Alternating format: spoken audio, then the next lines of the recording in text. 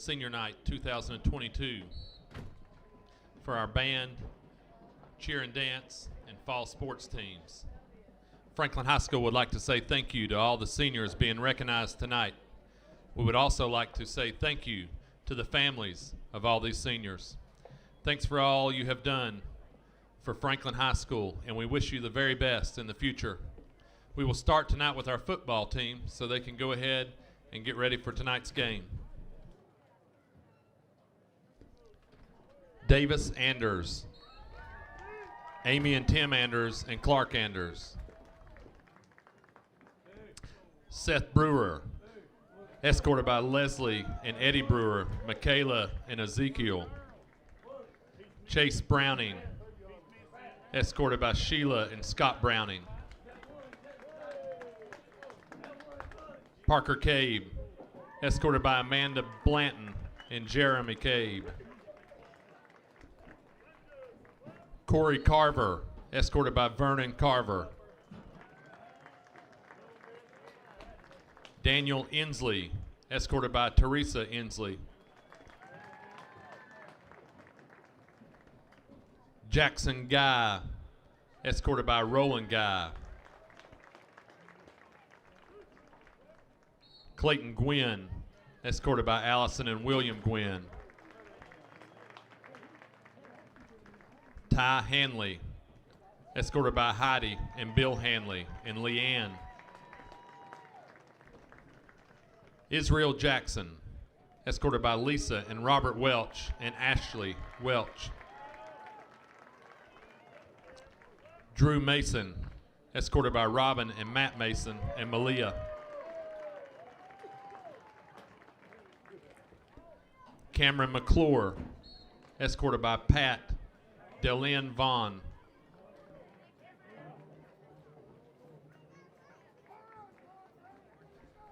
JJ Postel, escorted by Catherine Postel, Brian Dirth, and Karina Dirth.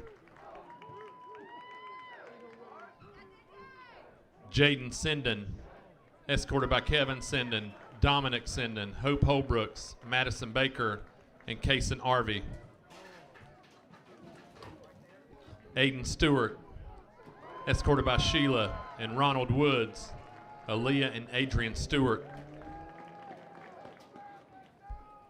Ben Waldroop, Melissa Allen, Travis Waldroop, Wanda Waldroop, and Erica Waldroop. Maddox Waldroop, escorted by Brooke and Chris Waldroop, Maverick and Mace. Braden Watts, escorted by Aaron and Chris Watts, Bailey and Ashlyn. The senior football players would like to present Coach Josh Brooks and his coaching staff with a small gift to say thank you for all their hard work and dedication to Franklin football.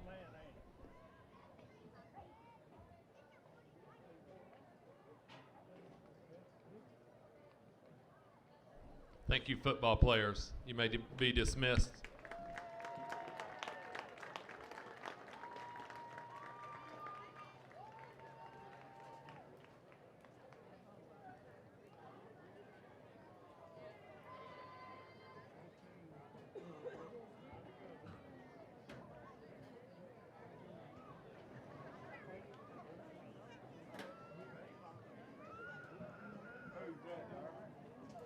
Fans, thank you for tuning in tonight to the Senior Night festivities ahead of tonight's Senior Night ball game. Kickoff slated around 7:30. A non-conference affair against the TC Roberson Rams.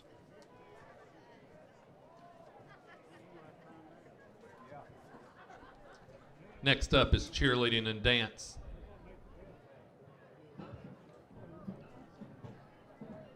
Cassidy Mixer, Coach Lynn Baker, and little brother Lane.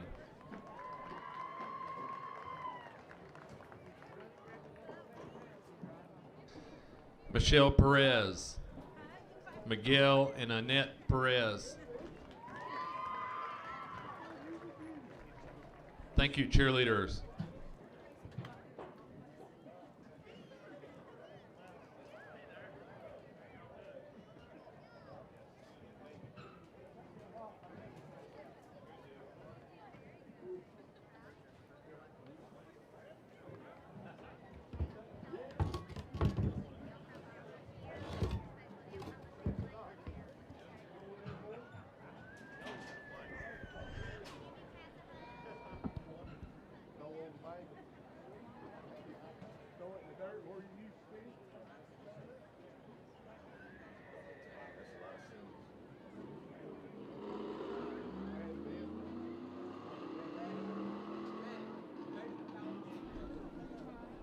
Next up is our Panther Regiment Band.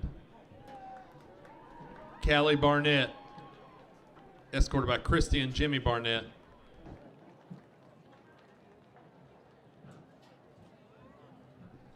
Estella Bradley, escorted by Rebecca Bradley.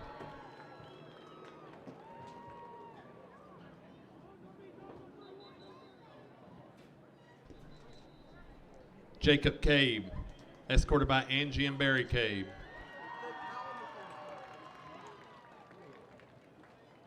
Nye Canzoni, escorted by Amanda and Matthew Canzoni.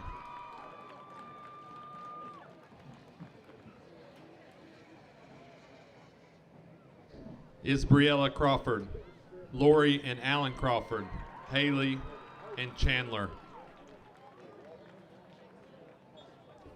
Katie Collins, escorted by Bill Prince and Alvin Mashburn.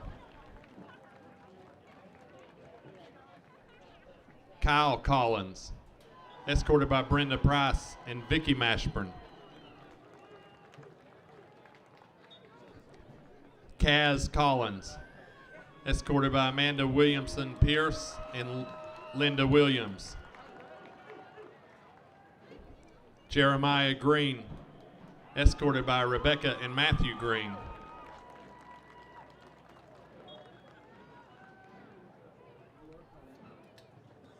Emily Hanners, escorted by Mandy and Chris Hanners, Sammy and Evie.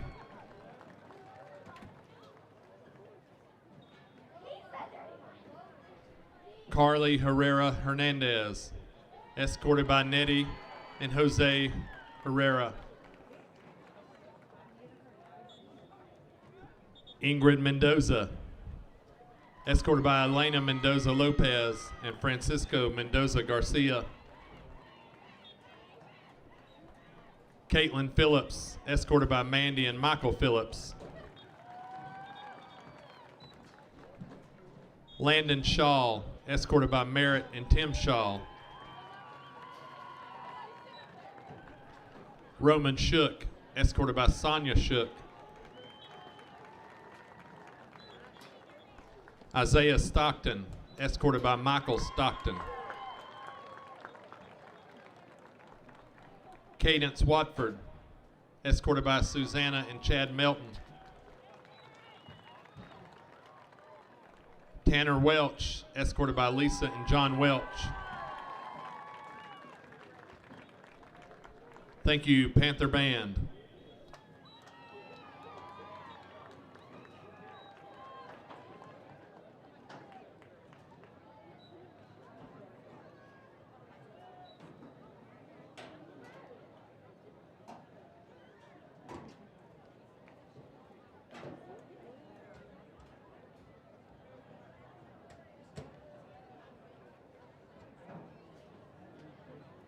Next up will be our volleyball team.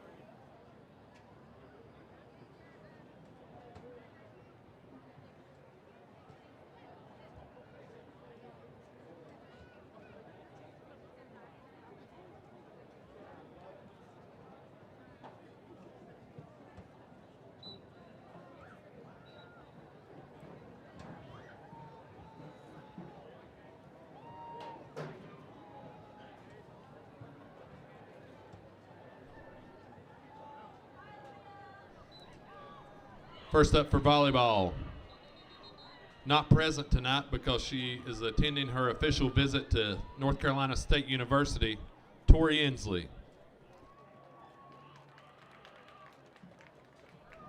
Next, we have Taylor Moss,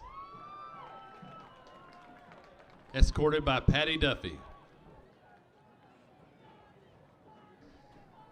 Kendall Reese, Carmen and Johnny Myra Knipple. Andrea Terrell, escorted by Kim and Brian Terrell and Anderson.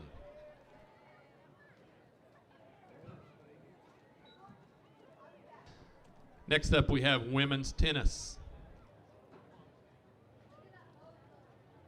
Alyssa Smith.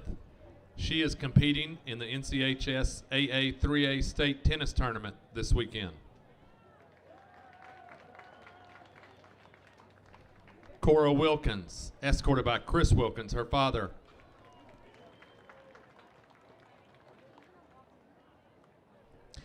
Men's soccer, Luke Van Hook, escorted by John Van Hook, Amy Van Hook, and Mark.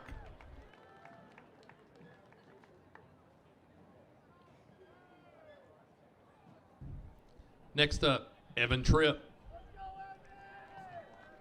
escorted by part of the coaching staff. Isaiah Roots,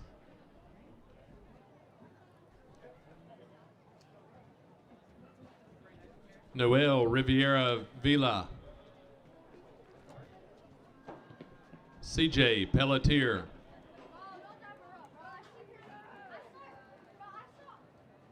Adam Altamarino, escorted by the coaching staff. Christian Chavez, escorted by the coaching staff.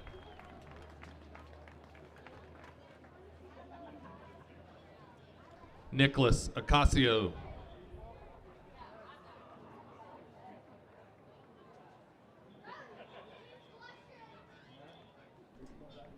Aaron Arriga,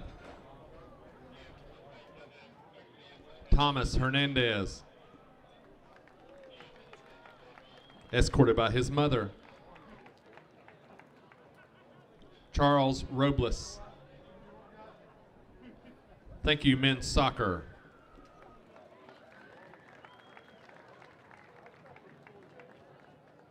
Men's soccer plays their first round state playoff game Monday, I believe right here in the Panther Pit.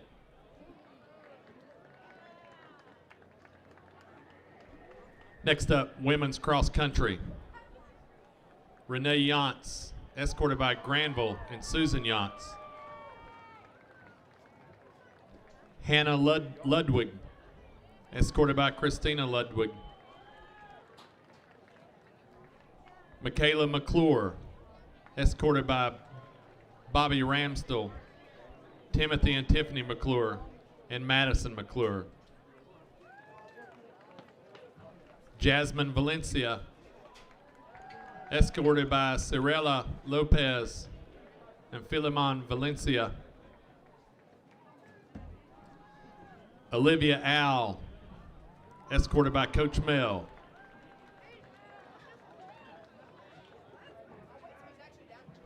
Next up, men's cross country. Aaron Ash, escorted by Kenneth Ash, Alyssa Ash, Maria Talent, and Vivia Simmons. Dominic Fates, escorted by Tyler and Melissa Fates, and Patrick Fates.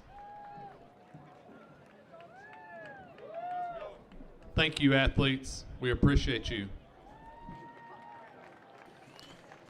All right, fans, stay with us. More to come as we count you down to kickoff on senior night.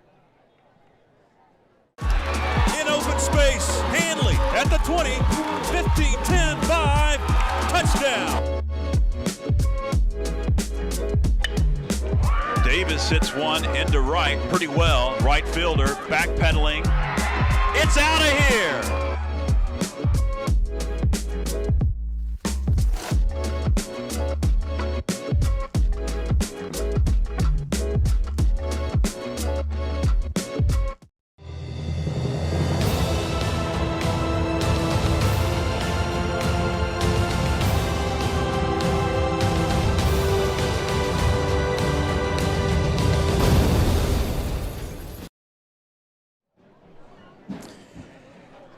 And a pleasant good evening. Welcome to the Panther Pit, site of tonight's non-conference battle, the final regular season night of football in the state of North Carolina. It's the TC Roberson Rams and the Franklin Panthers as we get closer and closer to kickoff. I'm George Young alongside Byron McClure. The TC Roberson Rams come in at 6-3. The Franklin Panthers at 5-4 after a tough loss at the hands of West Henderson. After a great first half, West Henderson came out in the second half and able to flex their muscle, and they're going to battle Tuscola tonight for the Mountain 7 Conference Championship at home. It could be the final night at the Panther Pit in its inception. Been here for a long, long time. It's also senior night, Byron, so a lot of fanfare, a lot of festivities going on here tonight. Yeah, we've had a pretty full night already, honoring the fall senior athletes, and good to recognize those folks, especially for the kids playing sports. They don't have crowds of 1,000 and 2,000 people coming out. It's good for those kids to get out and see that the community supports them. We mentioned that tonight could be the final night of the Panther Pit in this current state, as it's going to be in very similar location if they go through with the plans to build a new Franklin High School. That could start next year in 2023. The first phase of the construction and three-phase process is leveling everything you see here at the Panther Pit. That's been here dating back to 1923. Been here for a long time. A lot of stuff is still here from the 40s. Here's a timeline of events that have happened over the past pretty much 100 years of the Panther Pit. Still could not find the exact date to when the first football game was hosted here. They used to use this as an FFA field for showing cows back in the 40s and the 50s. The one thing that you see there on our on-screen graphic, Byron, that really shocked me, and I've been kind of using it as a trivia question all week, asking people, big Panther fans, when was the first night game? 1945. Isn't that surprising? That is very surprising. Pretty revolutionary for that time, as a matter of fact. And George, as you put this out here, I am sure there are scores of Panther fans watching this and thinking about a ton of special memories that have taken place here on this field. I know when I go back and look at Jim Garner had some old film redone from the late 60s of football games on this field, and just thinking about how much the scoreboard's changed. It's been in 3 different places. Looking back in some of those old films down where we see bleachers on the west end zone where the band plays now, that used to be cars would pull right up to it, right behind the end zone to watch the football game. But a ton of memories, lots of kids who have played on this field. You think about some of the special games you and I've been involved with, the Monroe game in 2014. How incredible was that? Many, many others. And, like you said, there are a lot of things that have to happen to get this new school built that we desperately need. That aside, I know that the first piece of this project is to come in here and fill in this football field, because it has to be brought up to a certain grade for many, many reasons. Not because football's a priority, but because they need this property to reclaim the property up above us, the practice field, because that will be the site of a potential new school. So a lot of buzz, social media, in the schools, even in the community, about this most likely being the last time this field will see a Panther football game. One thing that I found out this week that is still in existence here at the pit, dating back to 1948, is the cement wall where you see the pit painted on the left side if you're on the home side near the field house.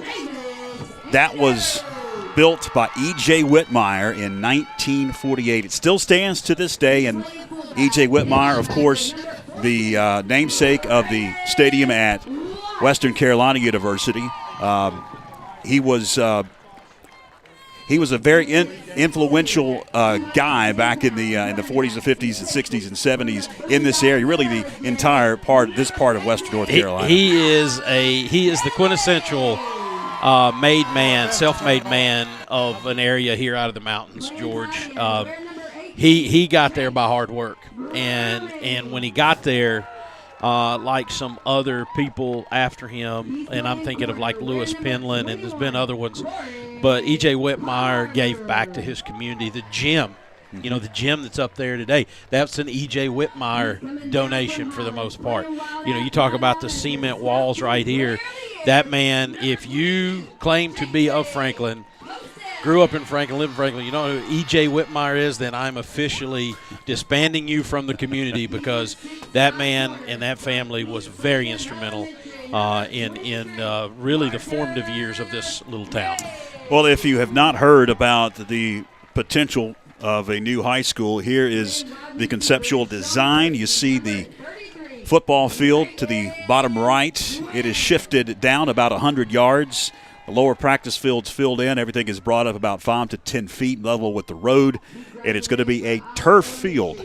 That is key to the designs, and everybody could use it year-round, including the soccer team. You could have things at the wintertime, in the summer. You don't have to worry about wearing out the grass. Well, the band, the soccer team, the Franklin football team can practice on it. I mean, I don't know. We've probably got some people watching don't understand this beautiful field that we keep up right here for Football Friday nights. It doesn't get any other use other than Football Friday nights, because it just can't handle all of the action. It would just be a mud pit if we had all those different activities. But a new synthetic field would certainly allow that.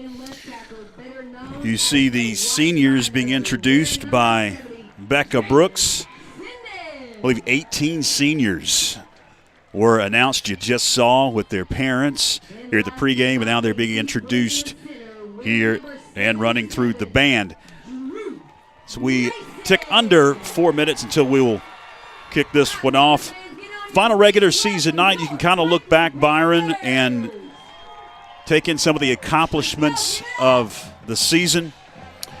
One thing that I was told this week by Panther historian Dan Hunter, and he knows about everything when it comes to stats and the history of the Franklin Panthers. Braden Watts at fullback is just 49 yards away from 1,000 yards as a fullback, and only one other Panther, to his determination, has done that, and that was Derek Church. Well, let me tell you something. That is a awesome list.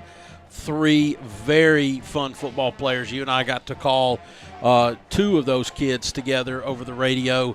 Derek Church predated your time here in Franklin, but let me tell you something. Derek Church and his brother Brandon, dang good football players for this program. The Hammer, as me and his dad affectionately call him, Braden. God, I'd love to see that happen tonight. And if we put into play as dominating of an offensive performance this week as we did last week, he's got a chance to do that. Him and Ty Hanley actually were pretty similar in terms of their yards for the game last week. And also tonight, Ty Hanley, he has been a big part of the Panther football program over his career. He is over 2,000 yards, and again, he's in great company as well at 13. He'd have to have a whale of a couple of games, including a playoff game, to pass Kelton Lowry at 23-26, but an accomplishment nonetheless, surpassing 2,000 yards in a career. Well, that's a pretty awesome list to be on. The last 20 years of football here has produced, I mean, good Lord, some running backs. You see those top 5 right there, plus Kelton Lowry. I had the honor of calling all their games, got to watch all of them. What incredible running backs. And you know good and well, if you've played for Fred Goldsmith or Josh Brooks in the last 20 years at Franklin High School, the running back spot has a lot of weight on their shoulders. So great list to be on for Ty Hanley. Great list for Braden to be on. We're about to kick this one off a couple of minutes early as the band comes off the field. T.C. Roberson will kick it away to the Panthers. We blew through the toss of the coin. Has had a lot of other festivities happening. But TC will kick it off as the Panthers will have it first offensively. It is Asher Sloan that has teed it up. He kicks it short to about the 27 up man. That's Braden Watts to the 30. He's fighting his way to about the 40-yard line. That's where the Panthers will start first down and 10. We talked about the pit a lot and all the festivities happening in the pregame. One thing we didn't really discuss a lot about is the fact that T.C. Roberson comes in at 6-3 and a totally different offensive opponent than what we saw last week, Byron. Yeah, when they get their chance to have the football, it's going to shock some people. You're going to see an option football team. They're going to be trying to grind on the clock just like we do. On first down, hand to the near side. It's Ty Hanley, and Hanley is going to make his way up to about the 42-yard line. Gains a couple on first down. Going to bring up 2nd and 8 yards to go. Mike Wood, are you with us? Yes, George, Byron, down here on the sideline enjoying a good high school football game, guys. A lot happening in the pregame. Did not get a chance to go down and chat with you, but Mike will be on the sidelines throughout, and we'll check in with him as, again, it is Ty Hanley on the carry in traffic for about 4, maybe 5 yards. Going to bring up 3rd down and short. And you're in the locker room, mood of the seniors, mood of the team, Mike. A lot to play for. Playoffs are looming. Yeah, it's obviously I heard you guys talking. It's really festive around here today with the seniors, the people who support the football programs. A lot of people here today, a barbecue. The kids are enjoying it, being honored. I think we're going to see a good game out here tonight. 3rd down and 3. Anders works out of the gun, grabs the snap, going to take off, and he's going to gain maybe a yard. So it's going to bring up a 4th down and a long 2. Just didn't look like that play got off on the good foot. Well, I'm interested, Mike, your opinion there. The snap was a little wide left. Was that design run the whole way? Yeah, design run the whole way. You know, we got 2 teams out here going to do the same thing tonight, guys. Going to run the ball. We're going to see the triple option. Defensively, we've got assignment football. Offensively, we're going to do what the Panthers do. We're going to pound and ground. Going for it on 4th down, right at midfield. 4th and 2. And the T.C. Roberson Rams jump into the neutral zone. Flags fly, and that'll be an automatic first down. I have watched probably more Franklin football than most men, and I can tell you we had no intention of running a play right there. That was the play, and it's called no play, Mike Wood. You've seen that a few times. Oh, absolutely. And TC history, speaks for itself. A little bit undisciplined down there on the offense and defensive line. The film shows that history, but really tough. Now to move it across the 50-yard line to the 47 of the Rams. Anders under center on first down. Quick hitter. It's Watts at that fullback position. Bowls his way to the 43-yard line. Did I hear you guys say if Watts gets 49 yards, he hits 1,000 for career? That's correct. Oh, nice. Hope he has a big night tonight. Now, you think about the adversity that kid's been through, right? I mean, 2 devastating knee injuries. Took a hit, what was it, mid-season last year? Missed the second half of his season? 3 or 4 games in, yeah. At home. You know, when Josh spoke about the seniors, when it came his time, I'll catch up later. 2nd down and 6. Waldrop goes in motion and looked like a snap infraction. Yeah. That'll be a 5-yarder. It'll push it back. Big Drew double clutch that one, George. Mike, go ahead with your story.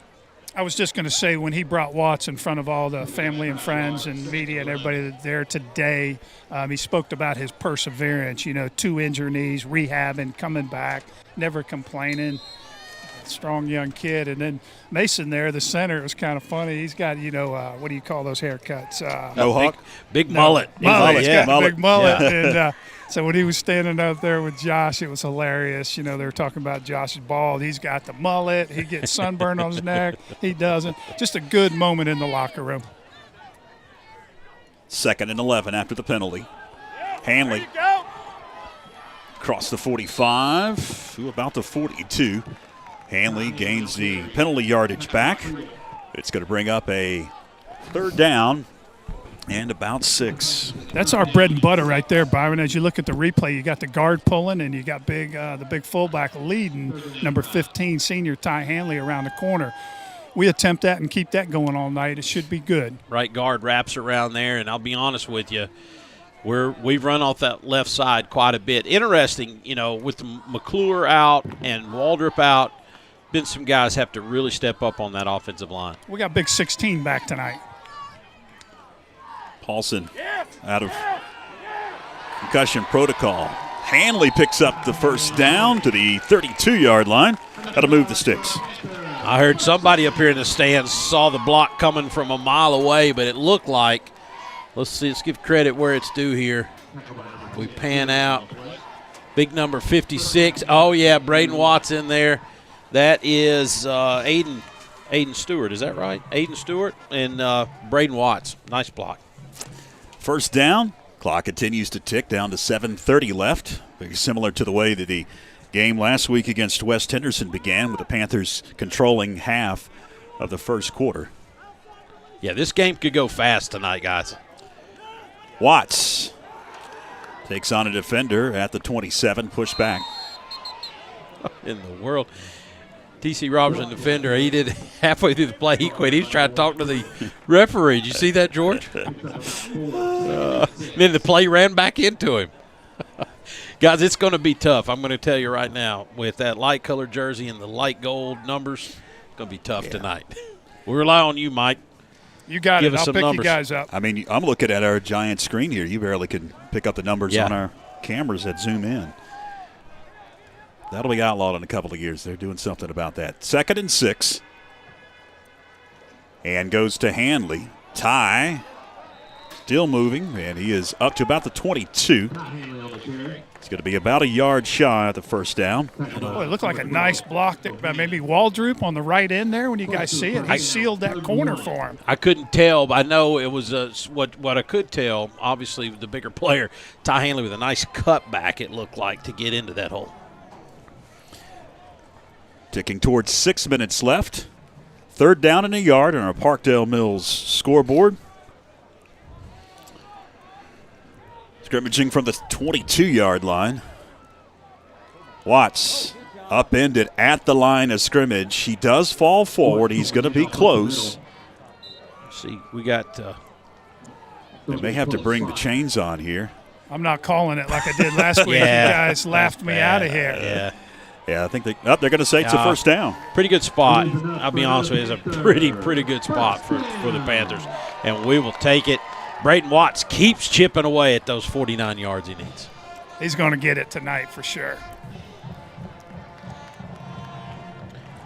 Hey, George, while we got a second, big thank you to Balsam West, Waya Agency, Angel Medical Center, Mike and Karen Carpenter, Josh Drake, Ben Van Hook, Food Line, Chris and Christy McGuire, and a big shout-out to the Normandy Restaurant for an awesome pregame meal for this football team. Deep handoff, Hanley fighting his way to the 15-yard line. Hanley gains right at 5, maybe 6 yards. It'll bring up 2nd down and short as we tick under 5 minutes left in the opening quarter. Already at a 7-minute drive, guys. We'll be home early tonight, huh? So this is kind of deja vu last week. Yeah. Driving it right down the field. That was so enjoyable. That was awesome. Knowing that we had to keep them off the field with the passing attack they had. 2nd and 4. Gain of 6 for Ty Hanley. All right, let's take it in now. Let's go, Panther! Hanley Cut it up. weaving. There you go. 5. Goal line. Hanley's in. Touchdown, Franklin. Around the right side there, some great hip movement, feet movement from old Ty. He's not going to outrun you, but he'll run you over. It's 6 for the Panthers. 15-yard run for Ty Hanley. Almost untouched. Shaked one defender there and made his way in. Panthers strike first. Here's the point after touchdown to be attempted. It's up, and it's good. Splitting the uprights, Daniel Riddle to make it a 7-0 Panther advantage as we head to break. Leading the world in yarn manufacturing and fiber technology, Parkdale Mills Plant Number 24 is located just 18 miles from Franklin and is the largest private employer in Raven County. With 29 manufacturing plants in the U.S., Mexico, and South America, the Raven Gap Parkdale plant leads all 29, with roughly 3 million pounds of yarn produced each week. Our American-made yarn is used in popular printed t-shirts such as Fruit of the Loom, Carhartt, Nike, and Under Armour.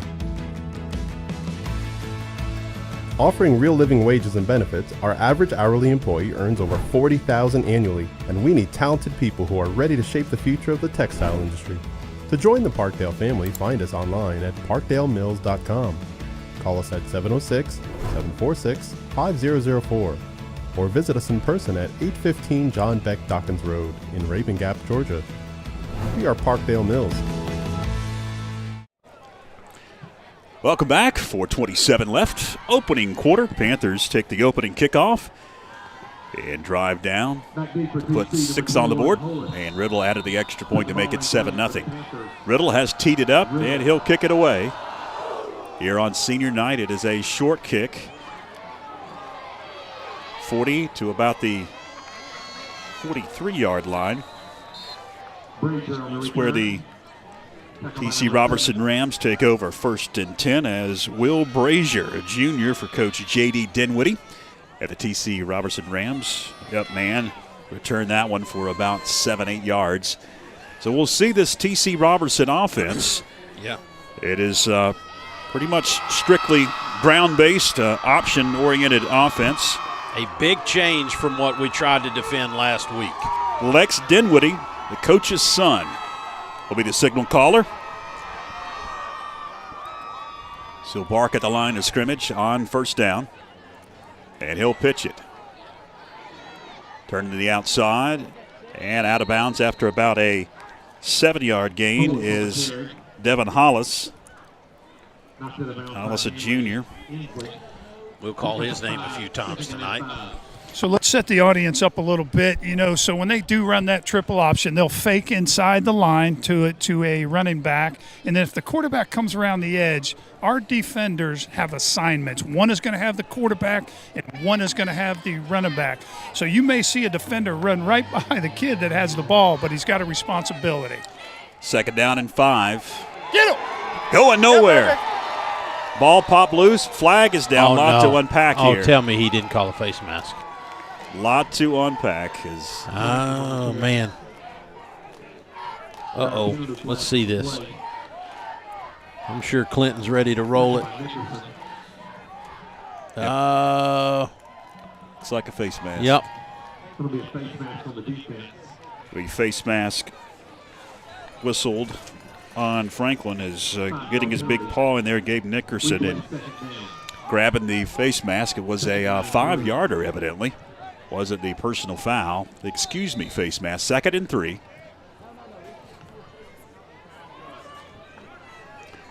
Dinwiddie under center. Drops back to pass. Dinwiddie now going to be flushed. And Dinwiddie going to pick up the 1st down as the sticks drop across the way, and he heads towards that 1st down marker. We'll check to see where they marked it. Daniel Inslee got there quick, unfortunately able to bring him down. Daniel is so good at that, very explosive. And Mike, just to build off what you were talking about a minute ago, having been there before, I can tell you, usually a man on that end of the defensive line on either end, he's coached all week. The quarterback is your man. The quarterback is your man. Do not be swayed by the pitch of that football. You have to contain the quarterback. It'll be a 1st down for the Rams.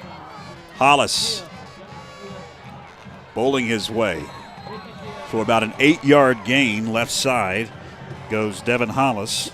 It'll bring up 2nd and short for the TC Roberson Rams. Gain of 9, 2nd and 1. Our on-screen scoreboard brought to you by Parkdale Mills, located in Raven Gap, Georgia at 815 John Beck Dobbins Road. Parkdale Mills, plant number 24. They're looking for talented people who are ready to shape the textile industry. Call them up. Find out what they are looking for at 706-746-5004, or you can check them out online, parkdalemills.com, plant number 24. And we've got whistles and a flag before the snap. Appears it's going to be on TC. It will be a false start. And Mike, one of the things that really cripples a defensive team, when you've got an offensive team running the option, it doesn't have super speed to get around the corner. and this is built on what I was saying before, when that pitch man bites, when that defensive end bites and goes the wrong way, you've got a good quarterback, knows how to cut it back, especially with the defense flowing. Man, that's when you start giving off big 40, 50-yard chunks of yardage with an option. It's tough to defend. Yeah, it is. 2nd and 6. Double handoff. Fooling nobody. Did not fool the Panthers defensively as Tyron Criddle, sophomore. And, just to echo on that point, and then we'll hush up about that, but I think it's important for the audience to see Absolutely, that. Yeah. Is Coach Fred Goldsmith, that kind of turned this program around 20 years ago when he was here. He saw the teams running that option, and he made it strictly assignment football. Little tough at first, then they got the knack of it, ended up stopping that formation against our defense. Loss of a yard, 3rd and 7. Dinwiddie under center. Pitches.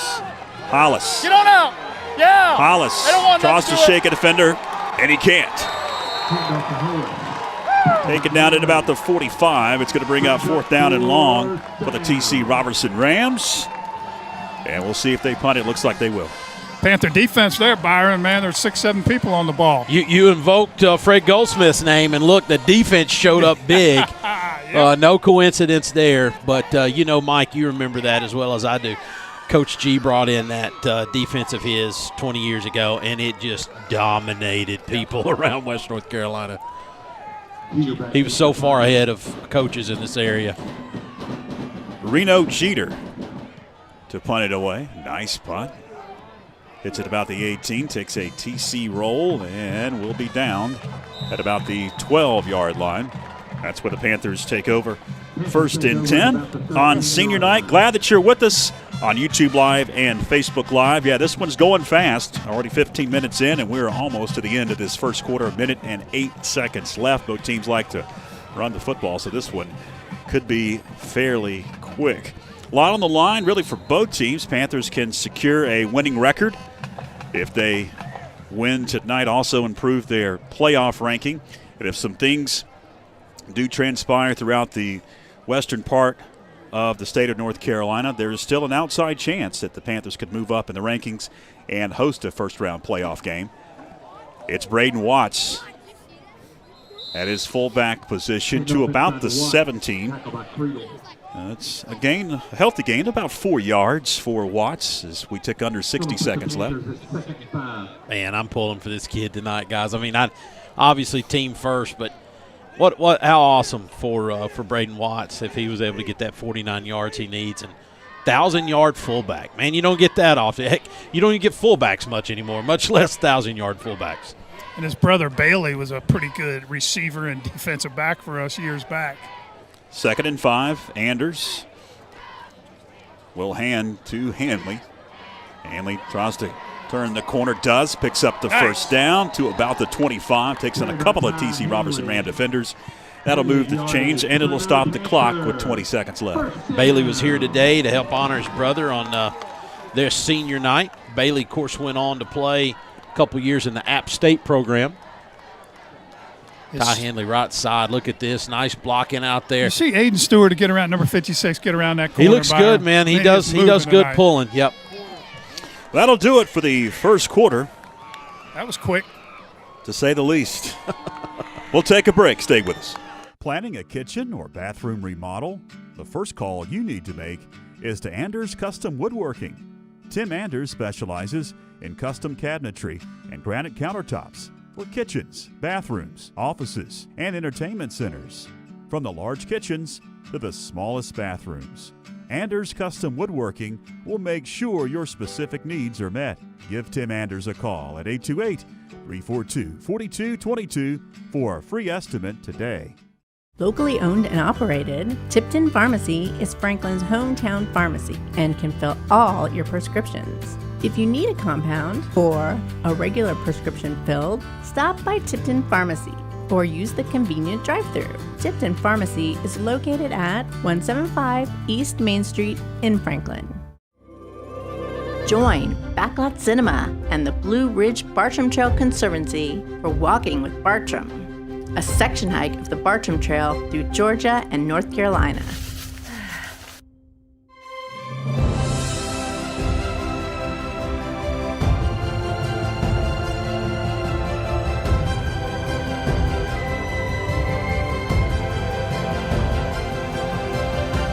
now on YouTube and Facebook.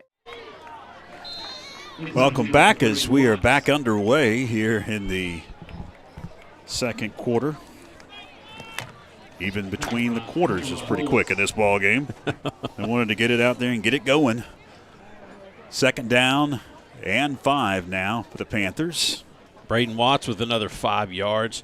And George just got a stat here from Rodney Van Hook. Ty Hanley already was 60 yards rushing in that first quarter. Closing in on 2,100 for his career. There goes Hanley. Hanley in the air, hurdles a guy to the 41-yard line. I'm gonna tell you something, guys. As we watch this replay right here, again, nice blocking. Braden Watts leading the way, and Ty Hanley with a ballerina move there to get into the secondary. Mike, just an observation. Ty must really be healthy. This is the hardest I've seen him run in quite a few weeks. Yeah, he's fired up senior night. Dad gave him a big hug, said leave it on the field tonight. First down at the 42. And, you know, Ty's a hoss, man. He's a big kid. Well, and just to clarify, we'll let this play go. Watts for about 3 as he has stood up. Whistle still hasn't blown. There's the whistle. Just to clarify there, when I say, you know, not that he hasn't been running hard, he's running healthy. Look how he's moving well tonight. Yep, good point.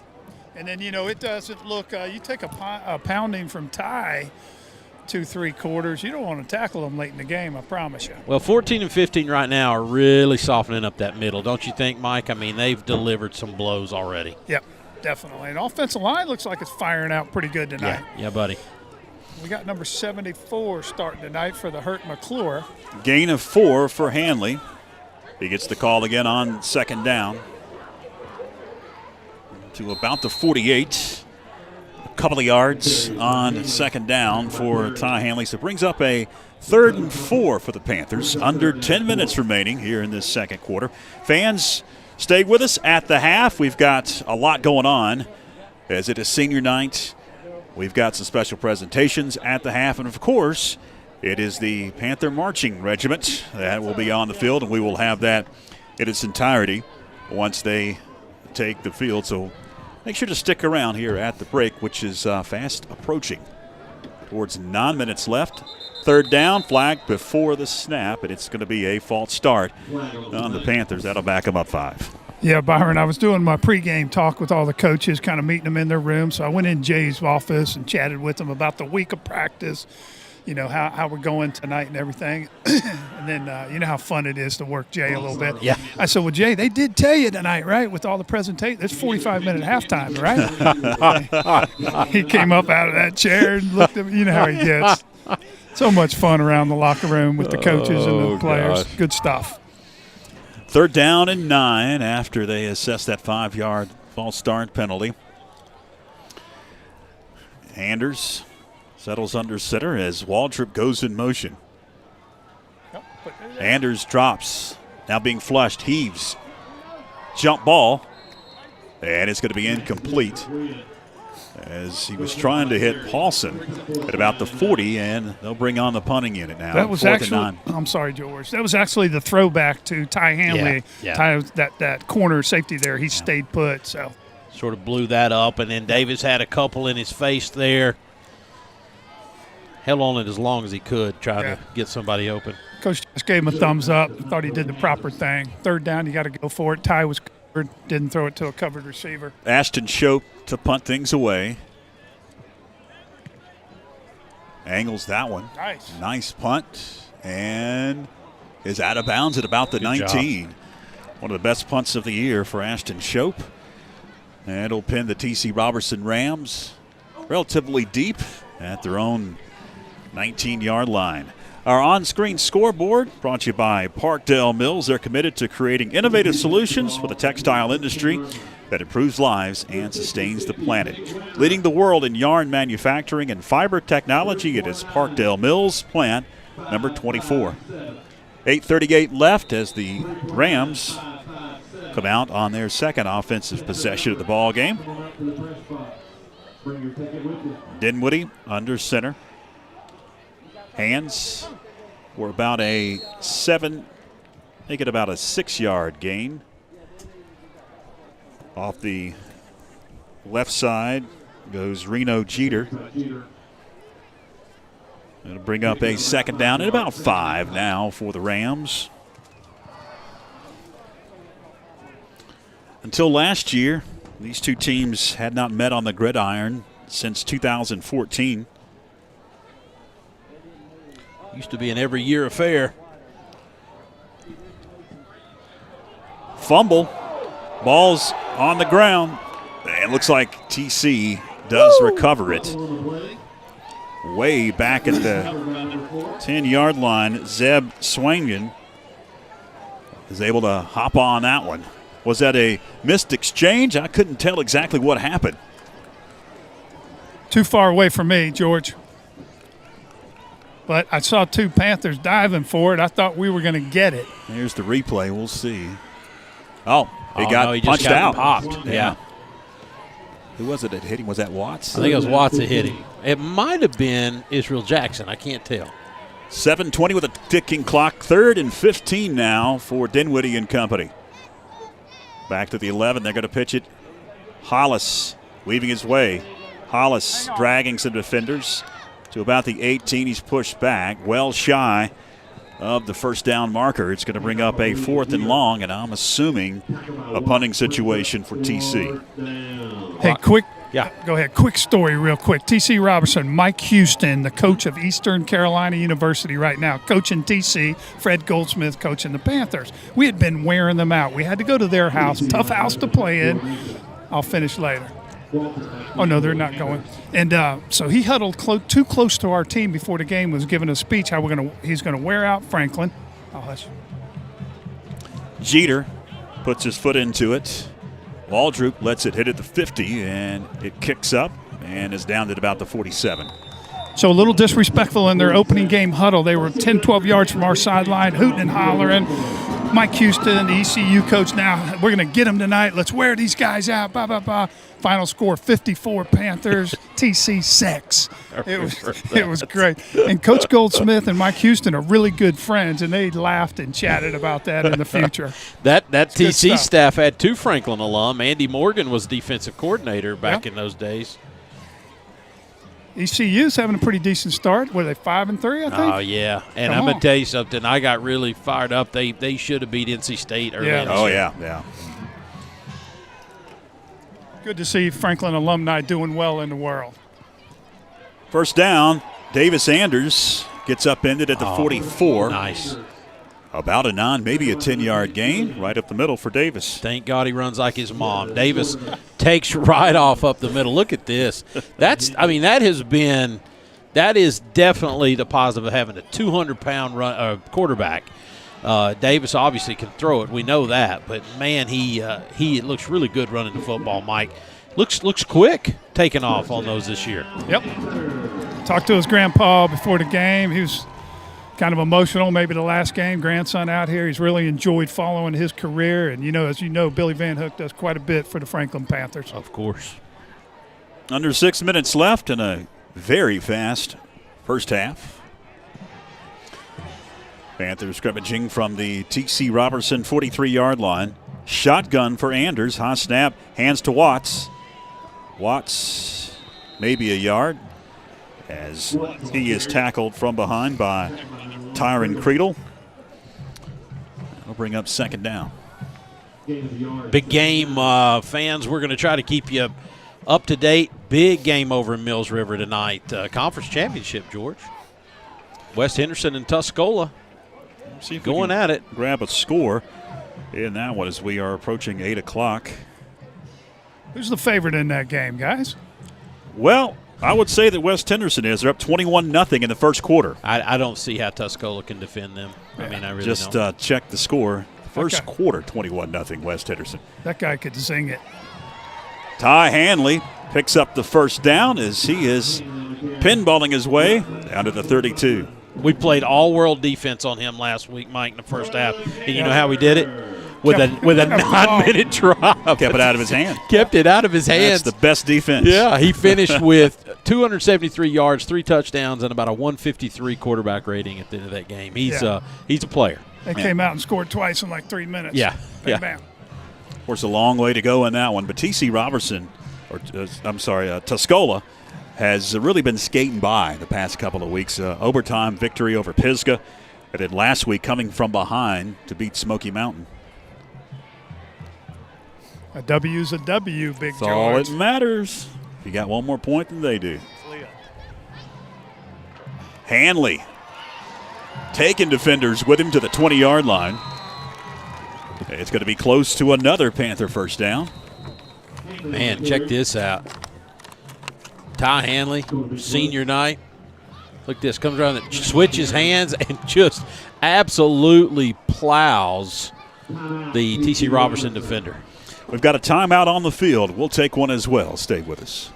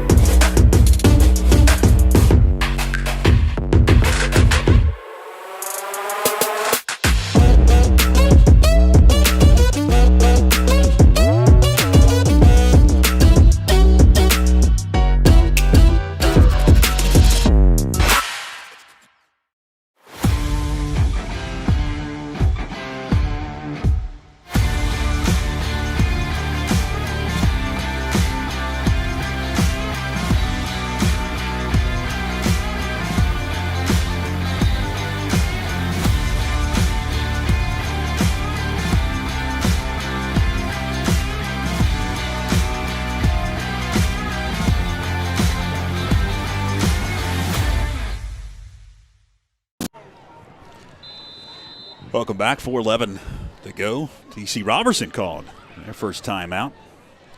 1st and 10. Davis Anders cuts it up.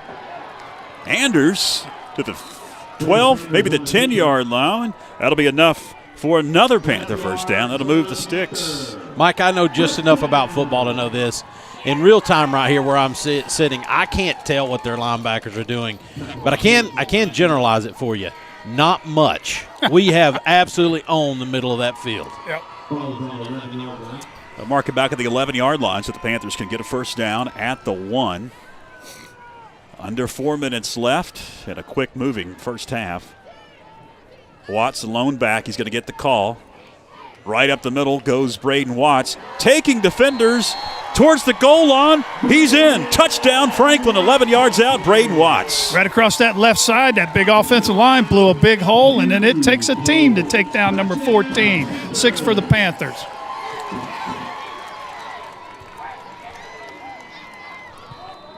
Look at that. Great block in the hammer. Number 14. He's getting his 1,000 tonight. Oh, yeah. Plus a couple. Riddle on for the extra point. Shope to hold. Kick is up. And the kick is good. 14-0 with 3:33 left in the second quarter. We'll take a break.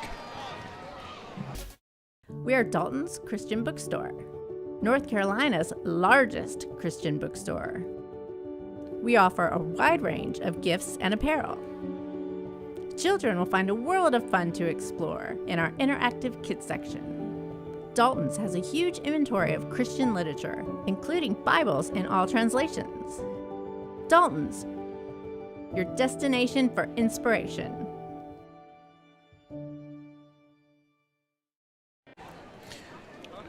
Daniel Riddle on a knee as he tees it up to kick it away to the T.C. Roberson Rams. Panthers up 14-0 on senior night at what could possibly be the final varsity football game played in the Panther Pit at this location. Going to be a decently deep kick. Gathered in about the 25, 30. Pushed back there. Got a flag. Saw one come in there. This time of year, it's hard to pick it up with the Bermuda light colored. Yep. Yeah, first kickoff, but backtracking just a little bit, Coach Josh wasn't too happy with that, too short. Yeah. I saw him meet with kicking coach Matt Corbin and straighten that out for that kick there. Well, and we've probably got people at home wondering why. They've watched Daniel kick him deeper earlier in his football career, Mike, and we'll just call it like it is. We feel like we do a better job at defending that little pooch kick, wouldn't you say? That's a good characterization of that. Yeah, you corner them in there. All 11 are heading towards that corner in an angle, and then it's the easiest way. Instead of kicking it deep, you're looking at possible injury, kids running full speed at each other, and then them breaking one. Just about had a train wreck in Cherokee kicking it deep. Yeah, So got everybody good and scared, and we've went to this, and it's worked out good. Coach G used to do that all the time. Sure did. It's a block in the back on TC. That'll back it up to the 20-yard line. And Dinwiddie. Hands right up the middle. That away, Daniel! Hollis to about the 24. Ansley in there on the tackle. Daniel stuck his head right in there. Guys, in the story of common opponents, this team beat Smoky Mountain 21-12. That was third game of the season. Surprise you? Stay in the present, man. We got the back nine. But I hear you. A lot of football left to play, no doubt. I'm going to give you guys a stat here in just a second, though. We've got whistles here and maybe an equipment issue. Yeah, that's Mark Sutton's boy, isn't it? Number 30. It's going in there. Attic Sutton checks in. Yeah, freshman. 2nd and 7. Hollis tries to turn the corner, does. Gets a seal block. He's out of bounds after about a 8, maybe 9-yard gain up to the 32. I don't know who the young man who was that threw the block out there on the perimeter, Mike, but if he did it without holding, he did a heck of a job.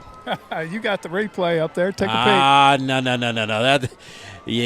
That's one of those ones. I'm surprised that didn't draw a flag. The back of our defender was trying to get back around to the player, George, and it looked like he might have got away with grabbing right the jersey there. of Ty Hanley. 2:37 left as Hollis got out of bounds. First down for the TC Roberson Rams. It's Hollis again. And Hollis able to get about 3 yards on first down. Is that Big Gibson in there, 57? Getting a little chippy in there. He's 57. He's showing up down there. 57 has showed up all year. Yeah. Was sick over at Smoky. Remember at Sick at halftime, he's in Smoke, the locker room yeah. puking all over the place in the shower. Well, that's a story a lot of folks don't know about that Yeah. Smoky Mountain game. We had a lot of kids do that either during or after that game, and that whole next week leading up to West Henderson, not many kids ready to practice. 2nd and 7. There goes Panther! the whistle after about a 2, maybe 3-yard gain on 2nd and 7. It's going to bring up 3rd down and short for the TC Roberson Rams. 1:45 with a moving clock in this first half. Of course, Mike will have a brief chat with Jay Brooks, and then we'll get to some special halftime festivities. George, we might set a record here. It's 8:08. Clock hasn't stopped much. Dinwiddie slung down for a big loss. Daniel Inslee. All the way back to the 25. Sacked Daniel Inslee. And I got to tell a funny story about Daniel. It is classic. Guys like to bug him. Daniel has a hard time spelling words sometimes, so they'll quiz him. And Daniel spell this, spell that. But as the story goes, and Josh Brooks told it today in the senior day appreciation stuff, he might be playing a pretty good game right there, Mike, because they'll bet him and they'll double up and push him, and then all of a sudden he wins a steak dinner out of it. Yeah, I heard that story too. And you know what's great about that? You know, we spent an hour in there and then chatted up with the coaches. There was not one mention of one score, one loss, one win, anything. It's just good memories of the kids and the coaching staff. Love that about high school football. I'll be honest with you, I also thought it was neat that Josh basically tipped his cap to the parents in the room. Thank you for not taking your angst or your discourse with playing time or anything to social media, because I'm going to tell you something, guys. It happens all the time. So hats off to the bond that this team has. Runs from the coaches through the players to the families, all staying on one page and having one goal. The TC going to kick it out of there. Panthers did call a timeout. Waldrop is going to fair catch it at the 44, maybe the 45. They're going to mark it up right at the 45. That's where the Panthers take over 1st and 10 with a minute 13 left in this first half. That's why the timeout was called, to preserve some clock. Have a shot here to end the half with the score.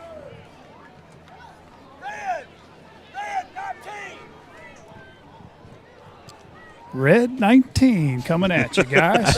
We heard that loud and clear. Yep. Everybody around the globe knows what we're doing. There's right a decent crowd here, but they aren't making much noise. Raiden Watts for a couple. TC tugging and pulling, trying to get that ball to come out.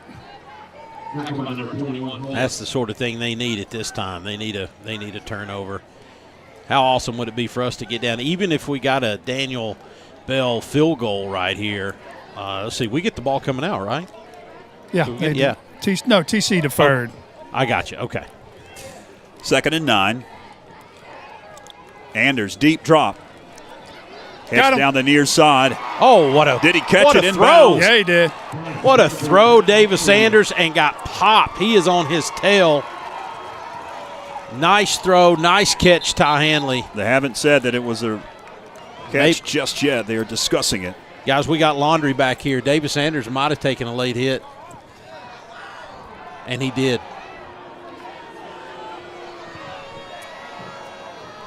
They're going to say it was an incomplete pass. High school's 1 foot, Mike. Yep. I bleed Panther blood, as you guys well know, but my angle looks like his right foot. You got the replay. And roughing the passer is going to be the call on TC Roberson. They'll say that Paulson was out of bounds, but it'll be a 15-yarder. That's going to push it across the 50. You had him out, Mike? I had him out, but, I was wrong last week, so nothing. But Ty Hanley, 15, did you see him? He's asking Coach to throw the red flag. The challenge flag. We've got a great replay. Oh, he's out of bounds. Oh, great camera work. Oh, man. Clinton Taylor in the game. They're the best. Oh, my gosh. Christine got that shot. And Way to go, Christine. We could use that if they had a replay official. Tell me who else in West North Carolina does this. Nobody. And then brings me on the air. Wow. 1st down and 10 at the 31. I believe people tune in for you guys. Y'all don't want to believe it, but deep drop for Anders. Slings it. And it is intercepted at the 15. Somebody's got to Pushing make it. Far side flag comes out to about the 48-yard line. TC Roberson. Yeah, blindside. I'm curious to see how they do that. I'm sorry, George. I didn't mean to speak over you. Go ahead. Ty Hanley took is that Bo Paulson? I think Waldrop took the hit back here where they threw the flag. Well, Darity 16 intercepted it here. 16 Bo Paulson's trailing the play. Watch this. Right there? Yeah. Yeah. We'll back it up a little bit here. 2 officials threw the flag about 35 yards in the air, so it had to be pretty obvious. I did not see it. It's 16. Bo Paulson. He got clobbered from the backside. Defenseless player. It will be a 15-yarder. Where is Ben? Did he make it okay? Paulson? Where's he at? He came off. He's okay. He's just making sure he's going to get his call. Guys, I'll be honest with you. I was watching another part of the field there. I don't think – did that ball get tipped or just come out wobbly from Davis? Wobbly. Yeah. So after the penalty, it's going to push it back to the 21-yard line, about the place where the interception was made by Shamar Darity, sophomore for Coach Dinwiddie. Those always make me nervous, those long ones, because you're asking offensive linemen to make the tackle. Yeah. Dinwiddie drops deep.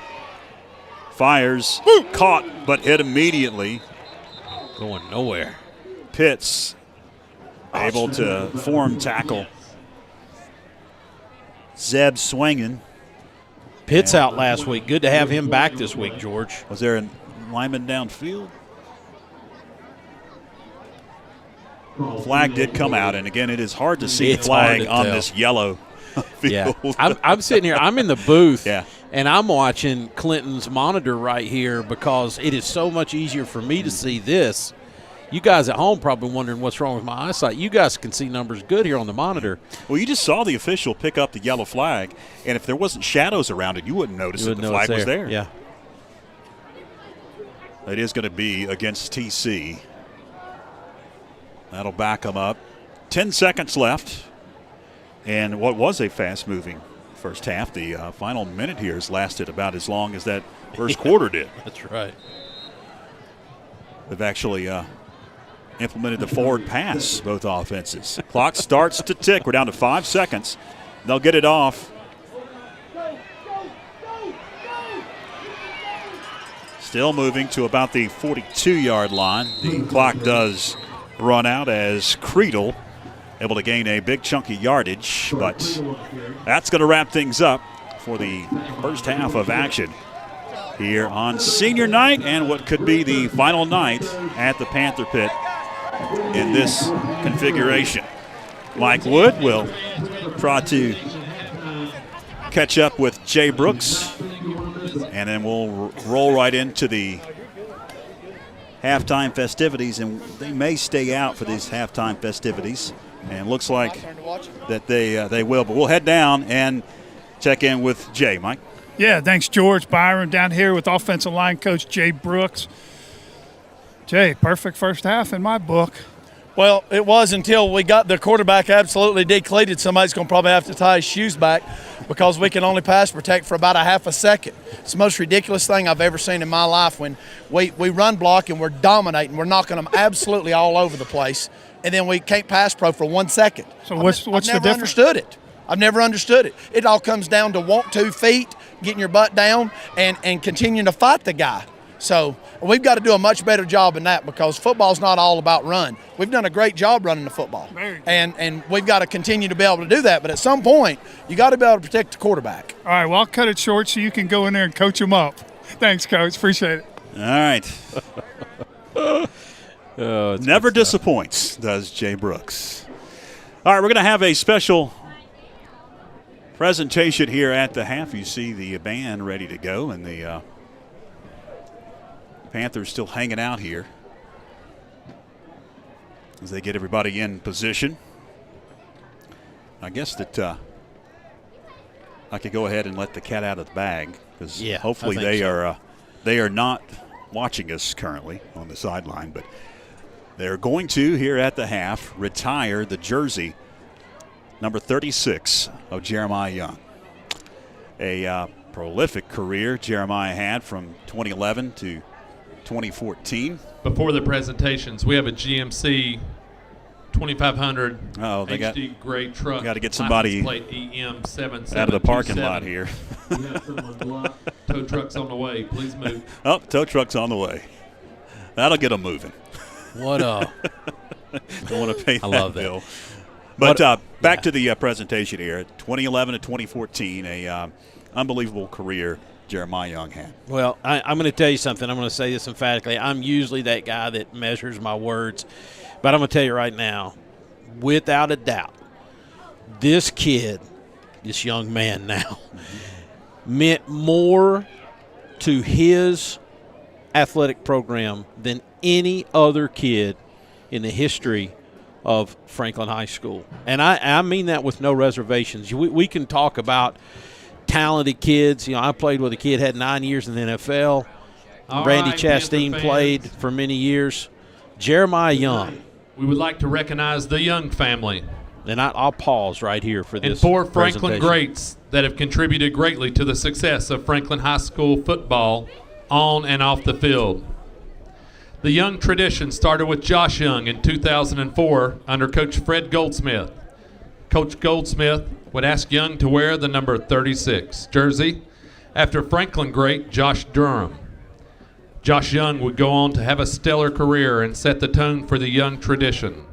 Josh would go on to multiple all-conference selections, and in 2007 would rush for 1,688 yards, only 100 yards shy of the FHS single-season record. Josh would also be a key part of the Panthers' defense, and in his career as the co-career tackles leader with 268. Panther Nation, please give it up for Mr. Josh Young.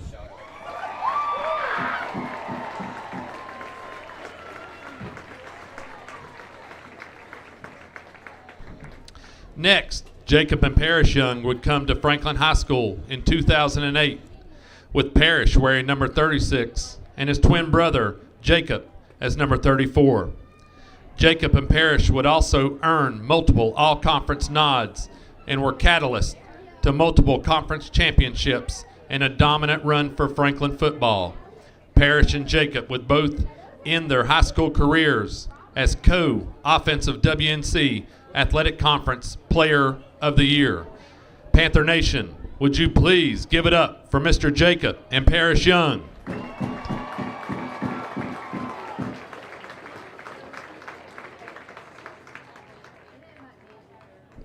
Then there was the little brother, Jeremiah, with expectations already high based on the success of his brothers before him. Jeremiah with a quiet demeanor and a refusal to be outworked. Jeremiah would rise above those expectations and put on a show Franklin had never seen and hasn't seen since, eclipsing record after record that included most career rushing yards at 4,479, most career points scored, 444, most career tackles, 367 and a half, most career touchdowns, 73, most touchdowns in a single game, 6, most touchdowns in a single season, 36, most wins in a single season, 14, most wins by a varsity player, 46, and the list goes on. Jeremiah's final game for the Panthers was in the Final Four Regional Championship, where he rushed for 215 yards and 3 touchdowns, truly giving absolutely all of himself for his school and his team until the final whistle. During his career, he would be a conference champion 3 times and be a key and a vital piece to 3 undefeated regular seasons.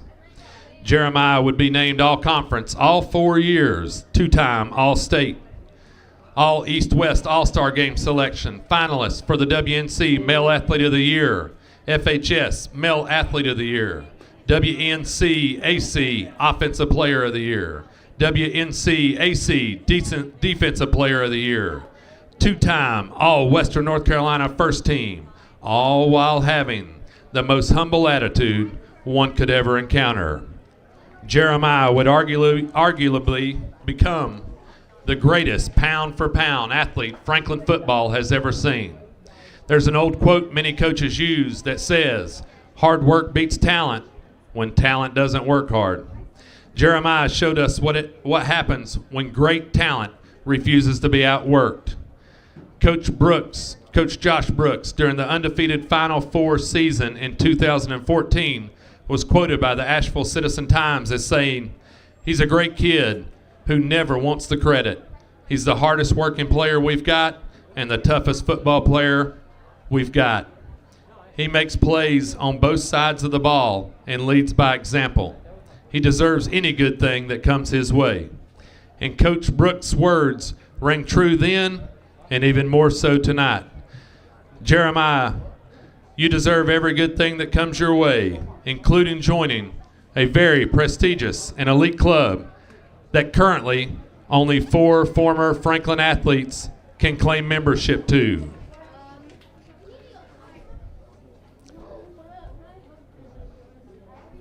Jeremiah Young, we retire the number 36 tonight.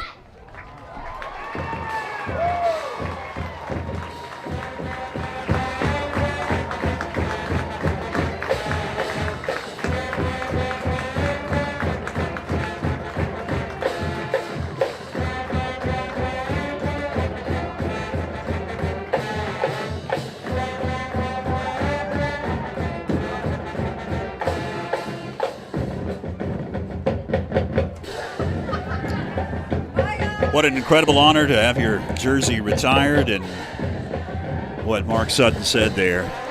Never wanted the spotlight, meek and mild. Unbelievable career he had. You know, it's unreal. You think about how much fun it was to watch Josh. And Jacob and Parrish, man, they were like little bulldogs on the field all the time. You know, they're a little bit smaller than Josh and Jeremiah, but my God, they were just relentless. And then here comes little Jeremiah, right? The baby. We would like to also present a special gift to Miss Deborah Young and Jeremiah's wife, Miss Avery Young, from April's Flowers. Jeremiah comes along, and this goes to what I was saying earlier, George. You know, I played with a guy here that went on and had a 9-year NFL career. Undoubtedly, at the top when it comes to athletic gifts. There was a guy in the 70s, Randy Chastain. I mean, been some great players. We've seen great players in this system in the last 20 years. Great running backs, like most recently, Brock Kleppel. You've got guys that will be talked about on this team 20 years from now. Nobody that I know of. Somebody brought up Walter West the other day, but nobody that I know of would go out there and carry the ball 30 times, 200 yards, take the shots that he took from the knees down, score a touchdown, be on the kickoff team, help make that tackle, go over and play defense, and get you 12, 15 tackles a game. Never came out. The guy was incredible. It was a pleasure. You and I had fun. We can still remember that game in 2014 like yesterday. And how close Jeremiah was on that fourth down. I still remember it on that fourth down play. It was inches away. Woo. You continue that drive. You kick a field goal. You go to the state championship game. And I'll never forget the joy that Jeremiah brought to so many folks and so many wins. The Panther Marching Regiment is about to take the field, and we'll revisit this full-screen graphic, but this will show you all the accomplishments offensively and defensively. 367 tackles. So here's the thing. Go from top to bottom, George, and you see all those numbers. That's awesome. But look at the bottom. Look at the last one. He was a dadgum winner. He was a winner.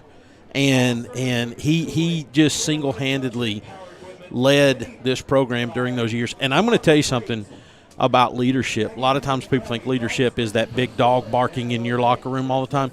This dog didn't have to bark, right? He came out, and the kids around him knew that they had to raise their level of toughness to even play around him. So the way he led was not by barking. It was by example. And he was an incredible player. And listen, this is a kid who had to be raised in the shadows of Josh and Jacob and Parrish. So he was tough. He was tough when he showed up. And so many funny stories over the years, too. And I hope I get a chance to tell a couple of them. But the guy was incredible. Let me tell you my favorite one real quick. I told Josh Brooks this other day because somebody was telling on him. This was Jeremiah's senior year. Josh Brooks comes out. He's coaching hard. He's got kids getting ready for practice, right? They're supposed to be warming up, supposed to be in lines. Josh comes up, looks a little sloppy to him. He sees guys' helmets all over the place. It looks really sloppy. So he just lights into people. Hey, man, whose helmet's that? Come and get it. Get back in line. Let's straighten up. Let's go. A coach, this is what they do, right? He comes around the corner to one helmet that's away from everybody, and he finds the nearest players, and he says, whose helmet is this? One of the kids said, Coach, that's Jeremiah's. Josh cut his eyes real quick and said, well, pick it up and take it to him. I love it. It's one of my favorite ones of all time. That's who Jeremiah was in this program. All right, the Panther Marching Regiment is on the field, and we will join their halftime presentation and their halftime show. We'll have to mute it for about 20 seconds because of copyrighted music that they'll play here. And we will mute that so we don't get flagged like we did a couple of weeks ago. They didn't have power last week to play the music on the sideline, but this week the power is back, and we will join their show after they get done with the Fallout Boy intro here of about 17 seconds, and they'll go into the song.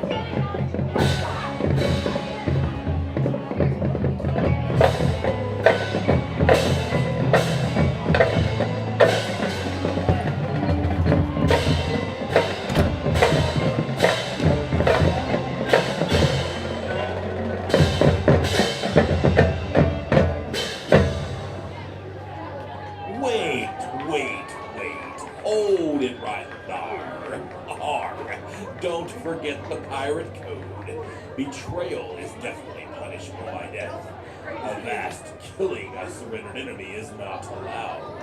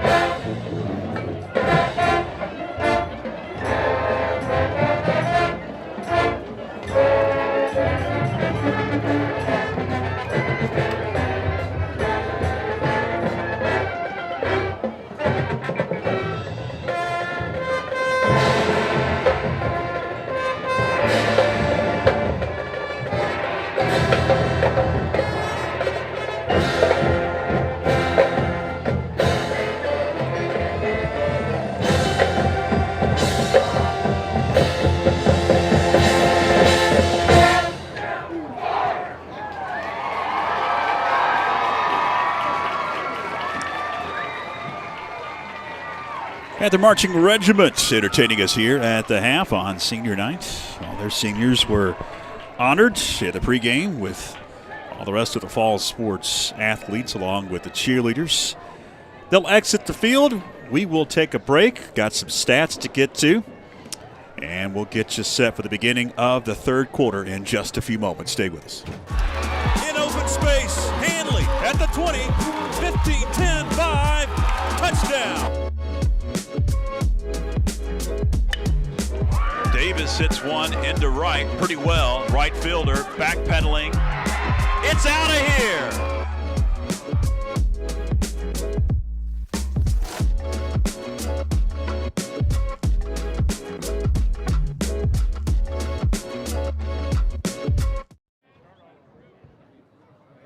Pardon me. At this time, we would like to take a few moments to present the Franklin High School Athlete of the Month Award. This award is sponsored by First Citizens Bank and Corbin Dental. Corbin Dental is a locally owned dental practice providing comprehensive and advanced dental care in Franklin. With deep local roots and a passion of service to the community, Corbin Dental takes pride in providing world-class care right here at home. Founded in Smithfield, North Carolina, and managed by the same family for 3 generations, First Citizens has been helping families and businesses make more of their finances for over 100 years. First Citizens Bank, forever first, member FDIC. The October 2022 Franklin High School Athlete of the Month Award goes to a member of the men's cross country team, Mr. Barrett Stork. Barrett is a junior at Franklin High School and began his season with an 18-minute, 54-second 5K time and finished in second place at conference with a time of 15 minutes and 58 seconds. At each regular season meet, he is placed in the top 3 finishers against some of the toughest competitors in our area. Barrett has maintained a 96 average in all of his courses this season while being an excellent role model, leader, and teammate to his peers as well as a friend to his competitors on opposing teams. Barrett is known for finishing his race in a top position with a new personal record and running out to a point on the course to cheer on his fellow teammates and opposing competitors into the finish line. Please join us in congratulating Barrett on being the October 2022 Franklin High School Athlete of the Month.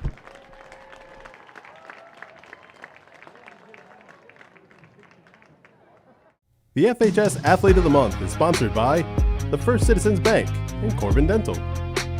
The October Athlete of the Month is Barrett Stork, men's cross country.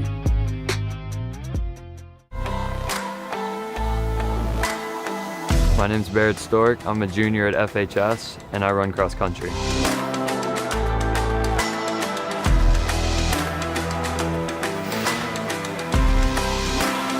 My initial goal at the beginning of the season was a time of 16:30 and I'm currently running a 15:58. After school, I plan on hopefully getting a scholarship for either cross country or track. I knew I had to make a statement this year, so I took conference really seriously and I ended up in second with a 40-second PR.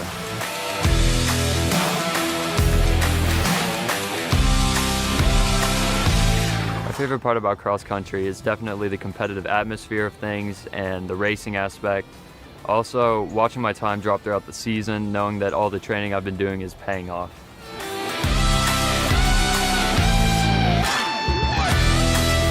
What got me into running was definitely my dad. He entered me into all these local races like 5Ks, miles, fun runs. And at the beginning, I never thought it would become my prime focus, but I played a bunch of sports and none of them ended up sticking with me but cross country.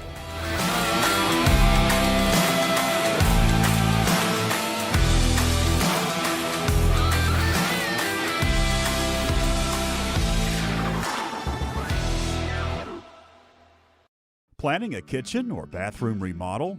The first call you need to make is to Anders Custom Woodworking.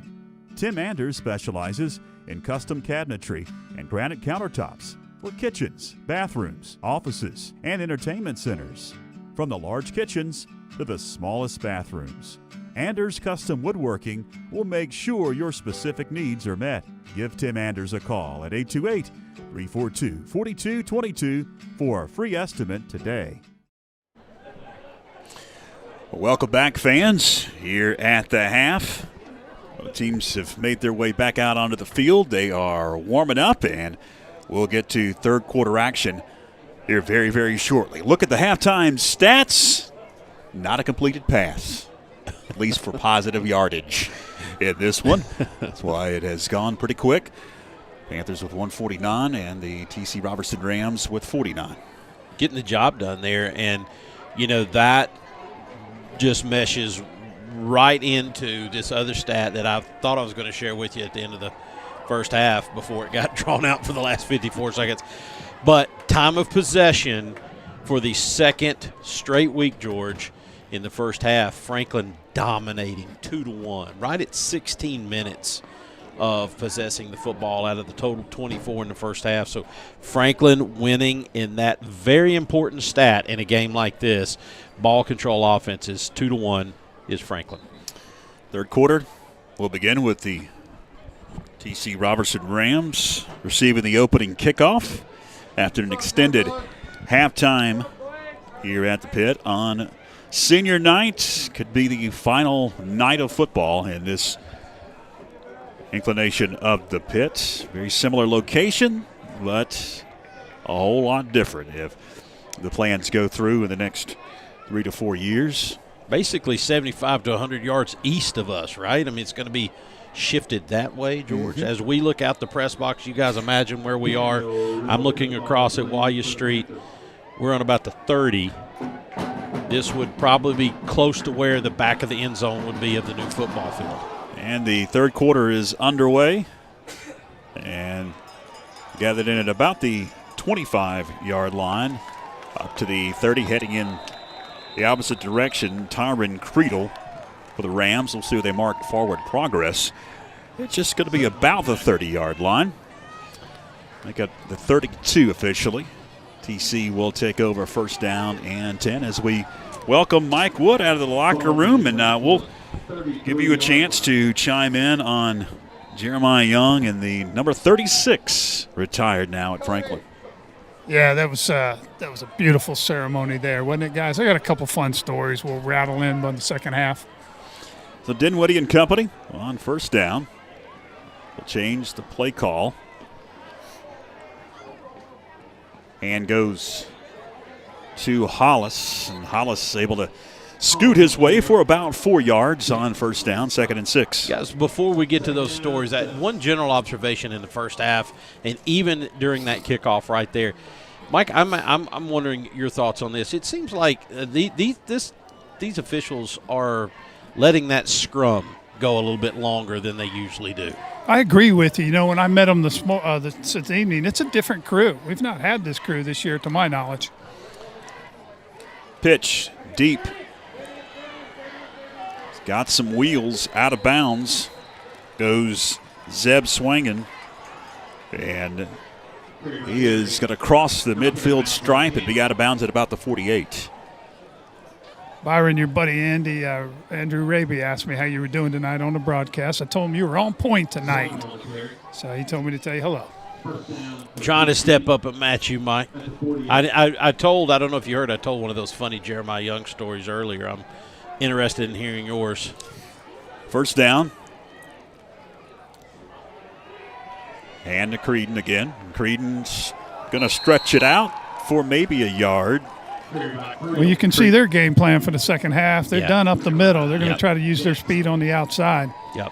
Creedle able to gain 2 yards, 2nd and 9. And that play before last, they were able to make it happen, getting that outside seal block that it takes to get you upfield there. So gain of a yard officially, 2nd and 9. Let's go, Panthers! Shut them down, Ty. Dinwiddie now going to get up from his crouch position. Pass! Deep, looks to pass, fires in the flat, incomplete as he was trying to hit Tyron Creedle.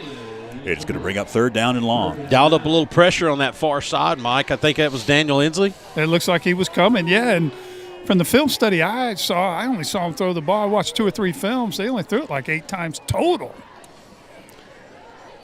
0 yards for either team in that first half in the air. It'll bring up third down and 9 as Lex Dinwiddie and company are in a hole at the 47-yard line of the Panthers. Dinwiddie sends a man deep, hands it off right up the middle. Good play call. He's loose. Look out. Got some speed. Swinging. 10-5. Touchdown, TC Roberson. No flags back at the line of scrimmage. TC out of the locker room strikes for 6. That had to be sprung with a couple of nice blocks because we didn't even get close to it. See the replay here. Definitely baited us with that sweep again because that's what the formation looked like, and they cut right back. I call it a counter. Yeah, and a very key block made there on Pitts. Washed him right out of the play. PAT to be attempted by Asher Sloan. It is up, and it is good. So with 10-10 left, third quarter, TC has cut that Panther lead to just 7 as we take a break. Leading the world in yarn manufacturing and fiber technology, Parkdale Mills Plant Number 24 is located just 18 miles from Franklin and is the largest private employer in Raven County. With 29 manufacturing plants in the U.S., Mexico, and South America, the Raven Gap Parkdale plant leads all 29, with roughly 3 million pounds of yarn produced each week. Our American-made yarn is used in popular printed t-shirts such as Fruit of the Loom, Carhartt, Nike, and Under Armour. Offering real living wages and benefits, our average hourly employee earns over $40,000 annually, and we need talented people who are ready to shape the future of the textile industry. To join the Parkdale family, find us online at parkdalemills.com. Call us at 706-746-5004 or visit us in person at 815 John Beck Dawkins Road in Raven Gap, Georgia. We are Parkdale Mills. So after an extended halftime break, TC made some adjustments, able to march down and put 7 on the board as Asher Sloan approaches the football. It's going to be a short kick. Hit immediately at the 28-yard line. Eli Brown. That's where the Panthers will set up shop for the first time in this third quarter, 1st and 10. I thought for a minute there the kicking team was going to get there. That was kicked so high like a wedge. You know, you don't have to kick it far when it stays up in the air like that. Plenty of time for the coverage to get down there. It's like a pop fly. All right, big series for us, guys, to grab the momentum back here. We need a good Panther drive, good 6-7 minute drive down the field for some points. Davis Anders, the signal caller, will hand to Braden Watts. Watts for about 3 yards. Ball does pop loose, I believe. Something happened on the far side. Yeah, they called that a fumble, I believe. I did see the bing bag. It was a fumble, but the Panthers got it back. 2nd down and 8. Watts for 2 yards.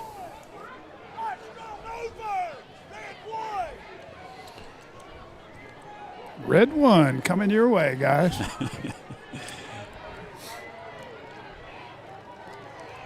Ty Hanley met at the line of scrimmage. Loss of a yard. And Hanley may be hurt. Getting up slowly. Well, this is a game, we say it every week, this is a game of adjustments. I'm always curious because we just gashed them in the first half right up the middle. And I was curious to see how they would respond.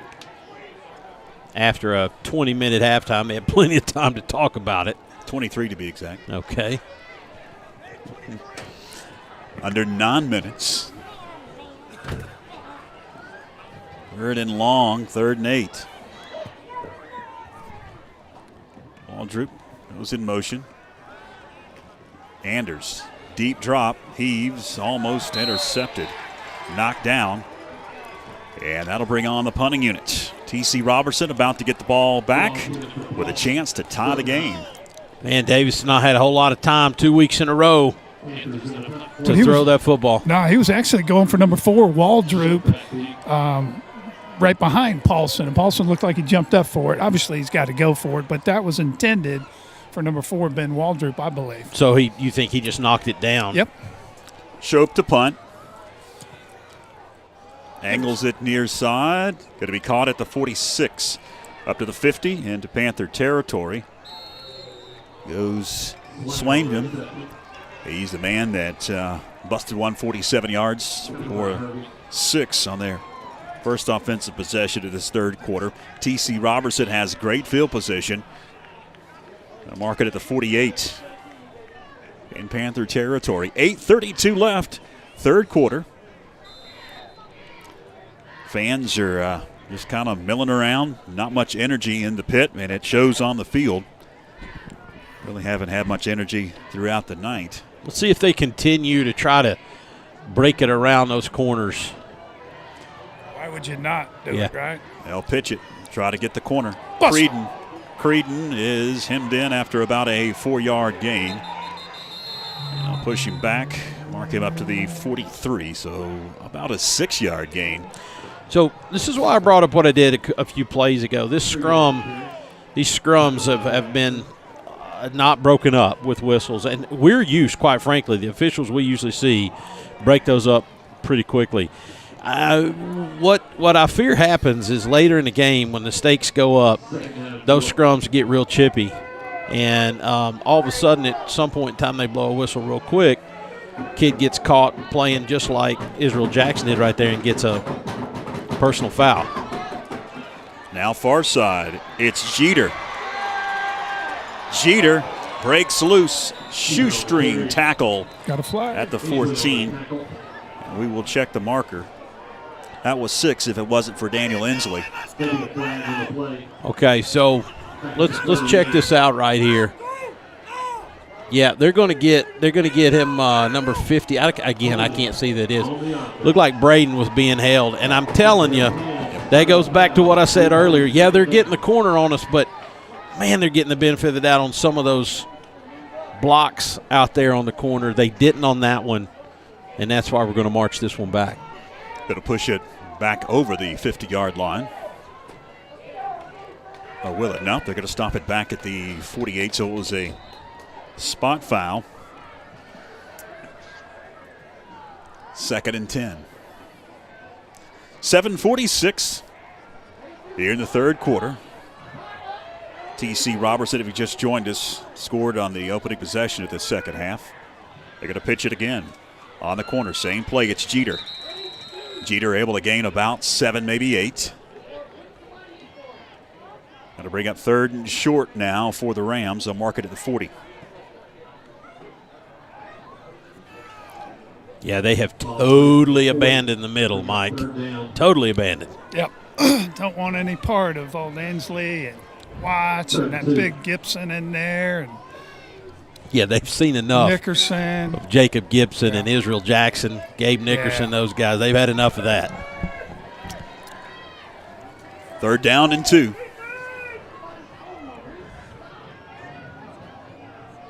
And right up the middle, 1st down. As he's still moving, Jeter will not go down. Ball did pop loose. Man. They did not blow the whistle. That is a live football.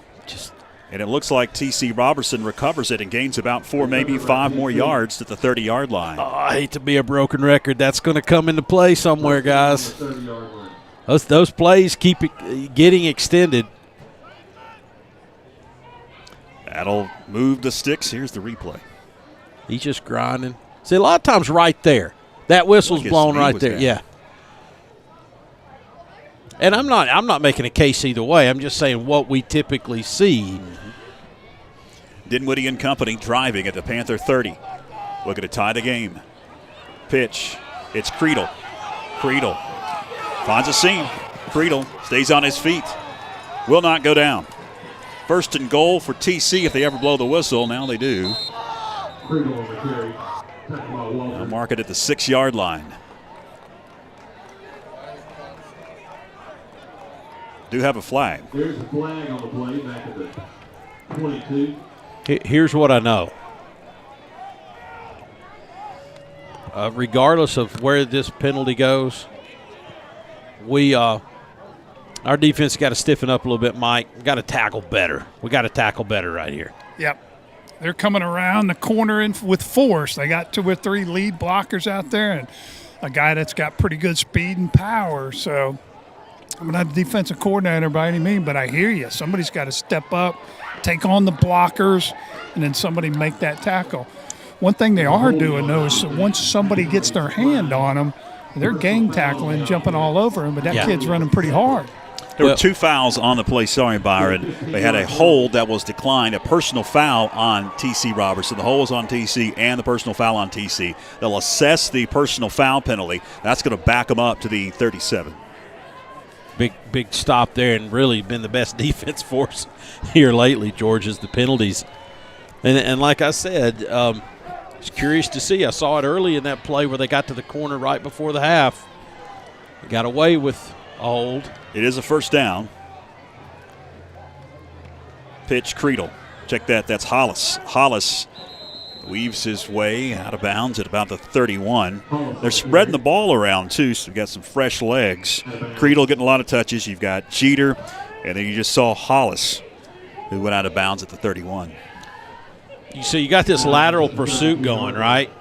And when you get out there wide, that's when they're engaging with the block and just giving that guy a chance to cut up, right or left, inside, outside, and to get the corner, turn his foot and get up the field.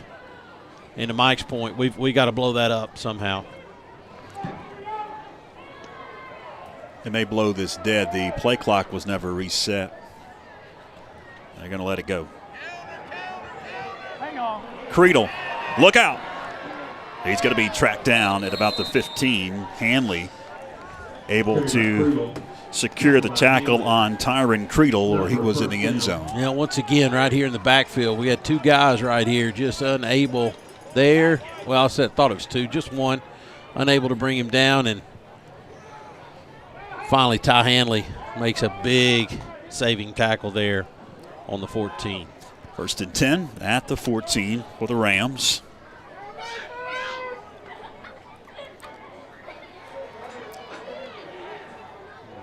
Dinwiddie pitches. Jeter able to gain about 4 yards to the 10-yard line. Reno Jeter Jr. running back for Coach J.D. Dinwiddie and the T.C. Roberson Rams. And we were talking about it at the half. Most of their backfield are sophomores and juniors. And bring up a 2nd and 6. Mark it just on the other side of the 10-yard line as we took under 5 minutes left in the third. George, you often hear the expression, they came out of the locker room with their hair on fire. And that's usually not attributed to a team running the triple option, but Roberson definitely has a different look about them in this half. Timeout on the field. Panthers want to talk it over. Defensive timeout as we head to break. Join Backlot Cinema and the Blue Ridge Bartram Trail Conservancy for Walking with Bartram, a section hike of the Bartram Trail through Georgia and North Carolina.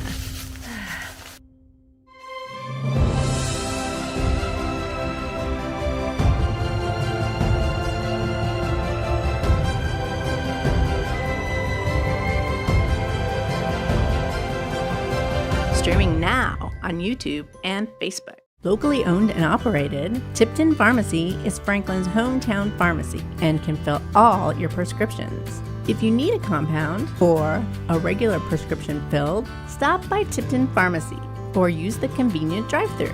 Tipton Pharmacy is located at 175 East Main Street in Franklin.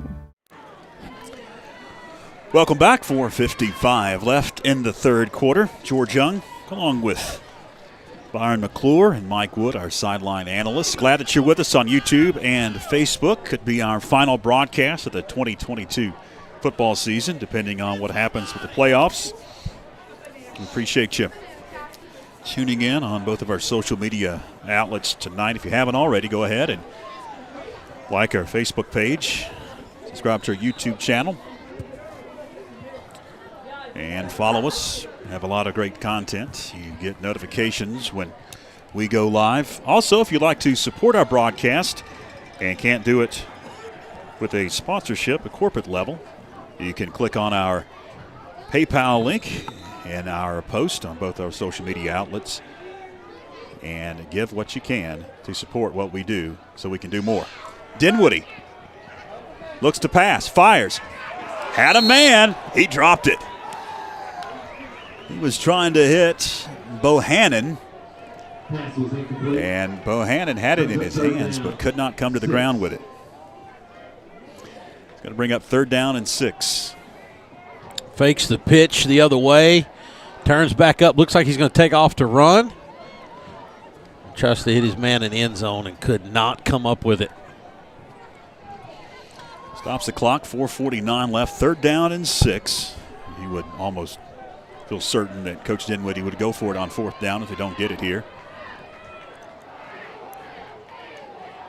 Counter. There you go. Sticks, but he's going to be about a yard, maybe 2 shy, is Swangam. Zeb Swangam is actually going to be about 3 yards shy. 4th down and 3. Looks like Braden Watts shed the blocker, made the big tackle here. And that'll take us to a timeout. TC wants to talk it over. 4th down and 3. We will keep it here. Our fantastic on-screen scoreboard brought to you by Parkdale Mills Plant number 24, the largest private employer in Rabun County, offering real living wages and benefits. They're hiring for all types of jobs at parkdalemills.com. You can find them online, 706-746-5004. They are looking for talented people, maybe you, who are ready to shape the future of the textile industry. That is Parkdale Mills, plant number 24. Thanks to Parkdale for sponsoring the Franklin Panther Sports Network and our fantastic on-screen scoreboard. So 4:36, make that 26 left here in the 3rd quarter. J.D. Dinwiddie wants to talk things over. 4th down and 3. We'll see what they draw up out of that timeout. Fans across the way get on their feet. Hand right up the middle. Oh, wow. Stoned at the line of scrimmage. It's going to depend on the spot. Wow. Will depend on the spot. Jeter was stoned right at the 5-yard line. Nice. And it's going to be well shy. Woo, what a stop. Is that Big Jacob? Oh, Big Jacob in there. Looked like Daniel Hensley was in there. What a big, huge play. The point of contact looks like we won that. Yeah, and we had not been winning it, Mike. You and I were talking off air. They come out of different teams. The line of scrimmage, they sort of manhandled us there for 5 or 6 minutes. But when we needed it, that interior line showed up big right there. That play of the game so far, guys, right there. So Franklin takes over at their own 5-yard line after the 4th down stop. Got a turnover on downs for TC. It is Davis Sanders under center. Got a hand to Watts. Watts chopped down for no gain. Do we have an update on his yardage?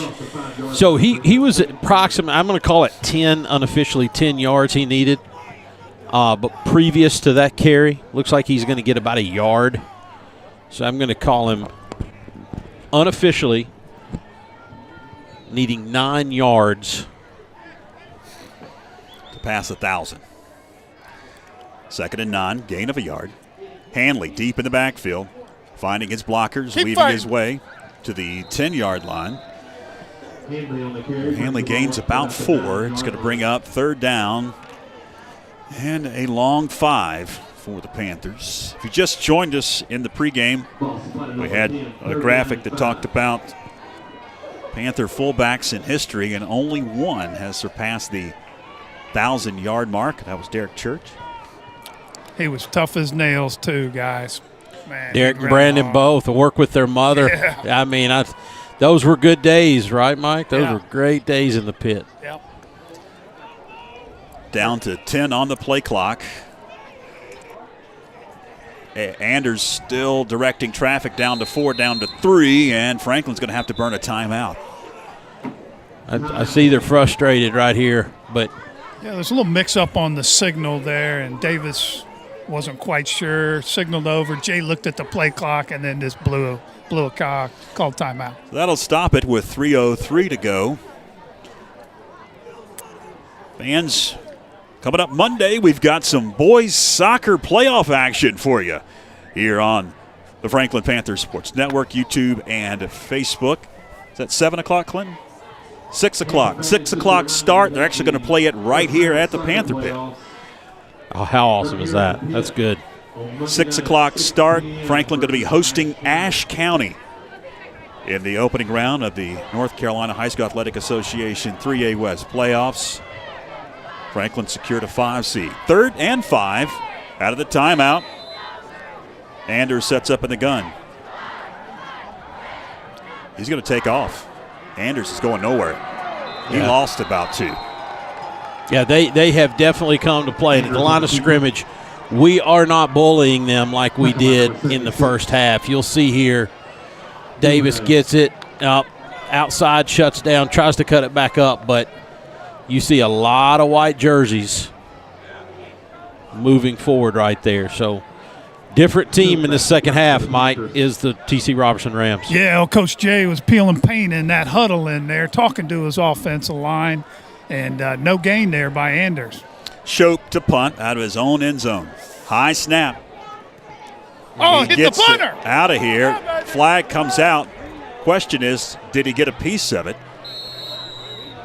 Now, there is a flag down there, right? Yeah, roughing Okay, yeah. okay, got to be. Storm at Bermuda. Yeah.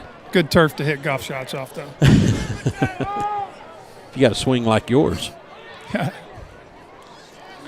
Is this going to be running into the kicker or a personal foul? That's going to be the question because it was. Okay, personal foul. Personal foul. It will be an automatic first down. Yeah, baby. Let's go, Panthers. Come on now. I don't think he got a piece of it. We got a replay, and it doesn't look like he got a piece of it. He did undercut Shope. Pretty good, yeah. So he did get a piece of it? No, he did not. Okay, that's what my eyes saw, too. Yeah. He did not get a piece of it, but he did. The Ram undercut Shope.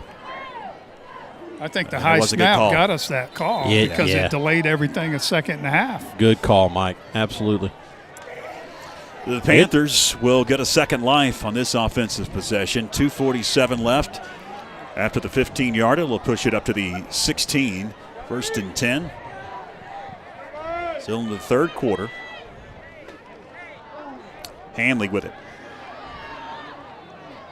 Hanley fighting. Hanley still moving. Hanley out of bounds after a 13-yard gain. Hanley on the carry. Mark him out of bounds at about the 28. Nice second effort by Ty Hanley. I thought that play was dead to rights right here. Yep. And second effort, Dances keeps going. I get nervous when our players like Ty get over their sidelines, man. You know, it's easy to turn an ankle or something like that, but thank God he's back. Did you see that number 7? He missed the tackle, and the coach yelled at him. Number 7 said, "You tackle him." That's awesome. That's awesome. Hanley spinning. About a 4, maybe a 5-yard gain for Ty Hanley. You know, that reminds me, Mike, I got to tell one of my Jeremiah stories right here real quick. A couple years ago, Dan Hunter, Franklin's playing Brevard. Jeremiah hit a kid. I'm just talking totally obliterated the kid. The official comes over to our sideline with his back turned. He's getting ready to start the next play, and he, over his shoulder, says, "My God, I couldn't have hit that kid any harder with my truck." 2nd and 7.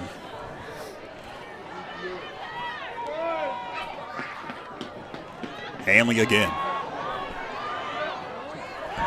Go, Ty, baby. First down to the 42. Yes, sir. Took a while to develop as he waited on some blockers, able to cut it. And Hanley picks up another Panther first down. That'll move it to the 41. Look at this. Nice running. Makes a guy miss, makes a second guy, and then carries that third guy past the sticks.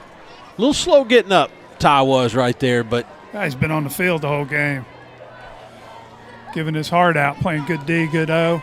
I would follow that 14. He gave up on 14. I'd have followed him in the line. The hammer. Yeah. Whistle does blow, and they'll blow it at the 45.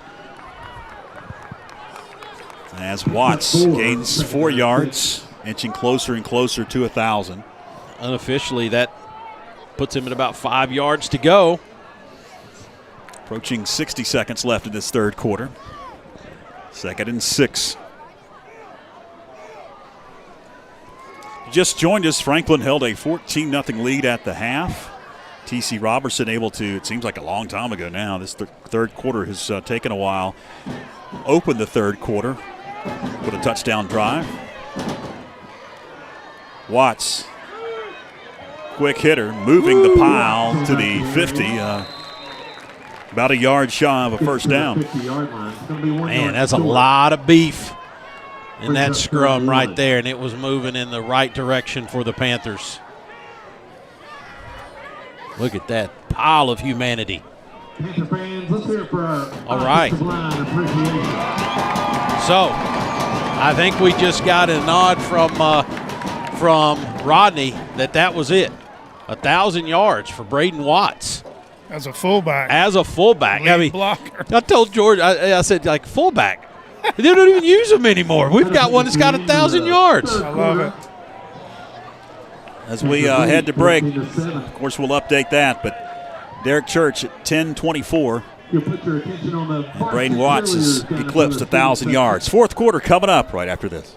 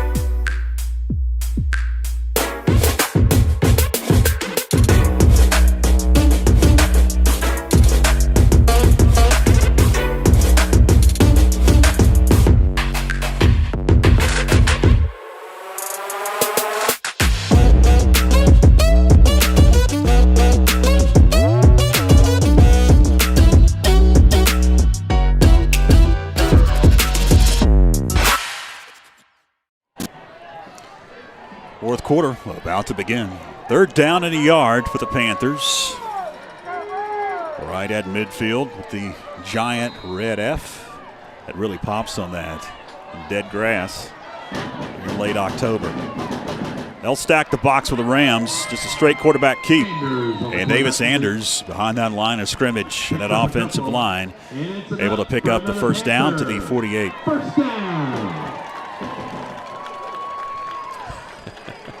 You guys see Andre coming off screen there. My wife just texted me. She just cannot believe how fast Andre is coming in off the field. He's quick. Maybe the fastest ball boy in the state. Yeah. We don't know. They should have some ball boy games or something. Absolutely. Skills contest. Yeah, absolutely. Would YU sponsor that, Mike? We would televise it. 11 and a half left in the fourth. First and 10 for the Panthers, hand to Hanley. Ty. That away, Ty. Scoots forward to the 42. You know, that's what's so crazy about Ty watching him run. It's so unorthodox, Mike. He got stood up right there, but somehow or another managed to get those last 2 or 3 yards. And it seems like every play, like right here, watch, and then he lunges forward and gets those extra 2 or 3. 6+, 200+, strong kid. Exactly. And in a high school game, that is a good-sized running back.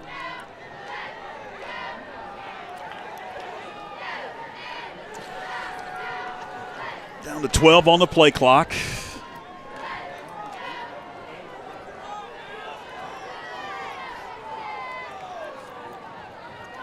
Hanley bounces off one of his linemen.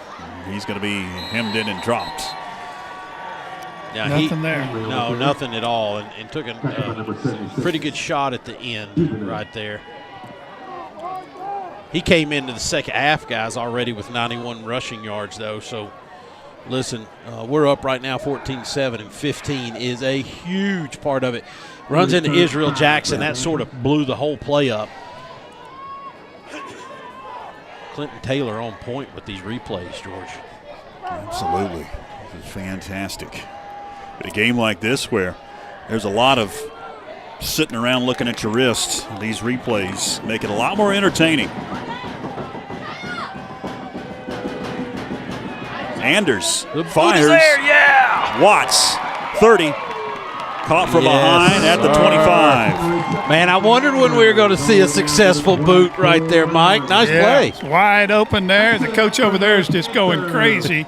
Somebody missed a responsibility, obviously. Well, Davis Anders, for the first time in maybe 2 weeks, gets to throw a football without a kid staring in his eyes. Yep. And puts it where it needs to be for the hammer.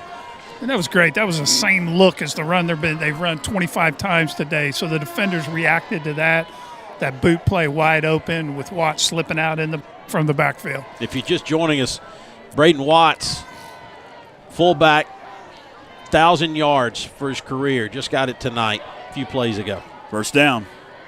Watts right up the middle to about the 20-yard line, and we were so excited about the first passing yardage of the game for either team. I heard Josh in the locker room there, and I'm not giving it away anything. He was talking to his guys from the press box that study the game and give him some tips. Yeah. And Josh says, I don't care if I don't throw it at all in the second half. Yeah. I'll be good with that. I promise you he don't. Yeah.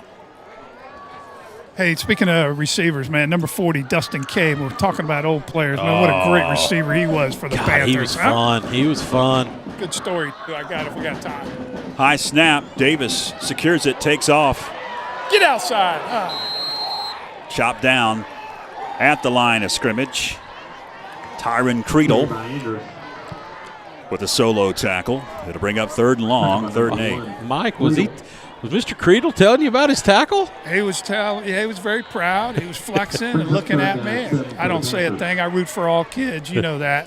But I root a little harder for the Panthers. But he's having a good game. Referee's telling him or the side judge telling him now to keep his mouth down, just play football. Under 8 minutes left. 3rd down and 7 from the 20-yard line. Anders fires, has a receiver. It's caught. It's Watts. First down for the Panthers. Beautiful. Oh, you could fry an egg on Coach Dinwiddie's head over there. He is upset. Man, once again. But now here's the difference, guys. Davis Anders had all kinds of pressure right here, so the guy did not blow the assignment. Yeah. And Davis, I thought for a second, was not going to get that off. Man, he took a hit in the knee. Oh, we got a flag. Yeah, baby. We're in the replay when that flag flew. What happened, Mike? I think that one of the players on TC told that referee to have a nice Thanksgiving. I thought say something about his mother. Is that what happened? I thought you were going to tell me that he was asking you earlier for a quote. It's a real quick story on Dustin Cave since we're reminiscing tonight. So he's the leading receiver. I was the full-time receivers coach back then. He catches everything thrown at him. He misses one on the sideline. Coach Josh is the offensive coordinator. He looks at me and says, "Get him out of the game. I want him out." I said, "Coach, he catches everything." He says, "I want him out." So he made me pull him out of the game for a series and put him back in. Good story, and I have a picture of him and I conversing on the sideline. Good memories. I'm sure you had to do the good cop, bad cop thing right there. Absolutely. Pump him up a little bit. All right, let's go, Panthers. There was a unsportsmanlike penalty on TC. Half the distance down to the 5-yard line. It's Ty Hanley for no gain. Got to bring up 2nd and goal from the 6. Well, there again, and that's another example of one of those plays that the Rams were not making in the first half, just absolutely blowing up everything up front. Ty Hanley didn't get a chance to even get started right there. Approaching 7 minutes on the 4th quarter clock, down to 15 on the play clock. Hanley right up the middle. And he's able to get to the 1-yard line. Marking back at the 2. That's going to bring up a 3rd and goal from the 2. It's a hammer time right here. Do you let Davis Anders take it in? I give it to hammer time. Want him to work quickly for the sideline. Davis following his blockers. And I'll be dang. 4th down. I'll be dang. Did not make it. Well, we did go with quarterback sneak. That's why Mike Wood sells insurance for a living instead of coaching. So how did he get in? We just saw a replay. 4th down. Touchdown. That's it. That's got to be it. There we go. Oh. Ooh, that other side judge was a little late. Oh, yeah, what was he doing? Did you see that? Yeah, anyway, I did Anders see it. right over Big Mason there for the touchdown. Aiden Stewart, Mason, big offensive line. There you go. He threw 2 hands up and then brought him down, and the other side judge had, no, it's a touchdown. Yep. There's Davis, big push. And you can tell that other side Watch judge this. the alpha of the side I'm judge. not really sure. Okay, yeah. Yeah, he got in for sure. Riddle for the extra point. Oh, we got offsides. I'll blow it dead. Good flag on the play. Now a late flag Another after the other sportsman. flag. Offsides on the defense. Boys, Now another flag. Oh, crumbling. Couple more flags on the play. Has a history of a little discipline. Yeah. I There's think a history there. every official has thrown their flag on the field. Man, these guys, hey, look, they play in that MAC. The farthest they have to drive for a away game is probably 20, 30 minutes. They come out here to a place most of these kids never been to. Their whole world's turned upside down in one Friday. Playing now, on a grass field, it's dead. You play on a dormant Not turf. When's the last time these kids saw a grass field? Right? Everything. All Asheville and Henderson County schools are. Okay, guys, turf real fields. quick, if I may. Jeremiah Young breaks down the left side, kind of where I'm standing now on the 10-yard line on the field house side, home side. He comes in and he scores a touchdown. That was the touchdown that broke the record for him. And he overheard the 2 people chasing him saying, dang, he's fast for a fat guy. So no. he comes back over to the sideline, comes up to Jeff Clore and myself, and he says, hey, guys, you think I'm fat? we died laughing. Love it. And it epitomizes Jeremiah. Yeah. I mean, it's just so him. Yeah. We had 2 fouls on T.C. Roberson. You had the offsides. It was declined. And then afterwards, you had the unsportsmanlike on T.C. And I don't understand why we're kicking it again. they had blown it dead, I believe. Yeah, they did? they're saying, I gotcha. the play I never gotcha. counted. Yep. I agree with you. I mean, obviously you take it and go on, but. So, this hush up. Well, I guess I they don't know if they'll assess on the kickoff. I'm assuming that's what they'll Personal do. foul, so they'll assess on the kickoff. Yeah, but wasn't it the first flag offsides on the TC left defender, I think number 15 out there? I don't think they called that. Okay. Is it the flags didn't fly till? Ball. It was blown dead, and then there was a dead ball, so it would have to be assessed on the kickoff. So the extra point for Riddle. Sophomore, Riddle. High snap, Shope gets it down. The kick is up. It's good. 5:57 left in the 4th quarter. Franklin opens up a 21-7 lead as we head to break. Bookstore, North Carolina's largest Christian bookstore. We offer a wide range of gifts and apparel. Children will find a world of fun to explore in our interactive kids section. Dalton's has a huge inventory of Christian literature, including Bibles in all translations. Dalton's, your destination for inspiration.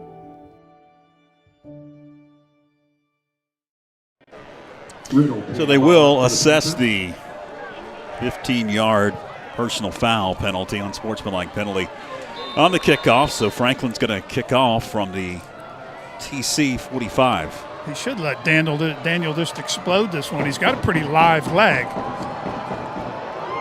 There he does is. kick it deep. My gosh. That'll go through the Boy, end zone.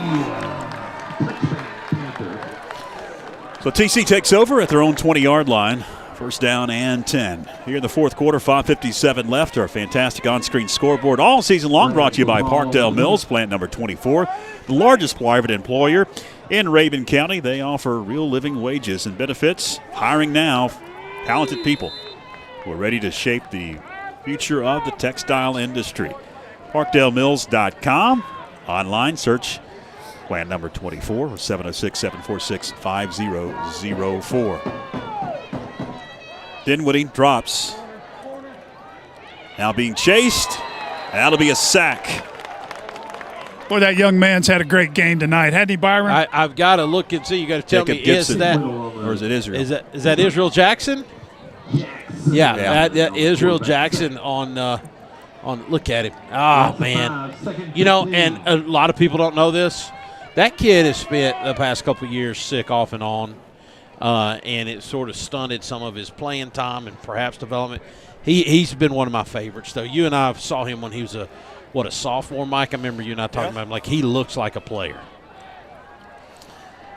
Dinwiddie fakes the pitch. And traffic.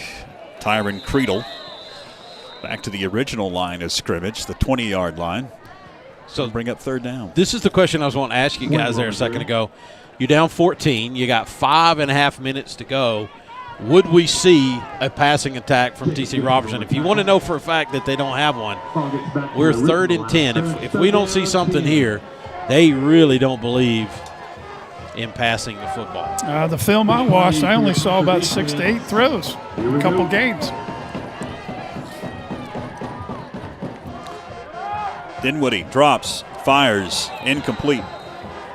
And to be honest with you, maybe that's why. That was not a really good – that ball was not bad. Could have been caught. Wasn't thrown great, but not bad. Zach Stanley, the intended ram, and it went through his hands, incomplete. So it's going to bring up fourth down. Were they not setting up a flea flicker there? That's what it looked like from my angle, where he was trying to pitch it to the trailing back. I don't know, Mike. I'll be honest with you. Well, here you go. Here's the game, guys. 4th and 10. They don't make it. We shut them down. This is it, guys. Dinwiddie. Timeout. Yeah. Timeout. Coach Josh Brooks and the Franklin Panthers will burn their final timeout. I tell you what I was looking for right there was I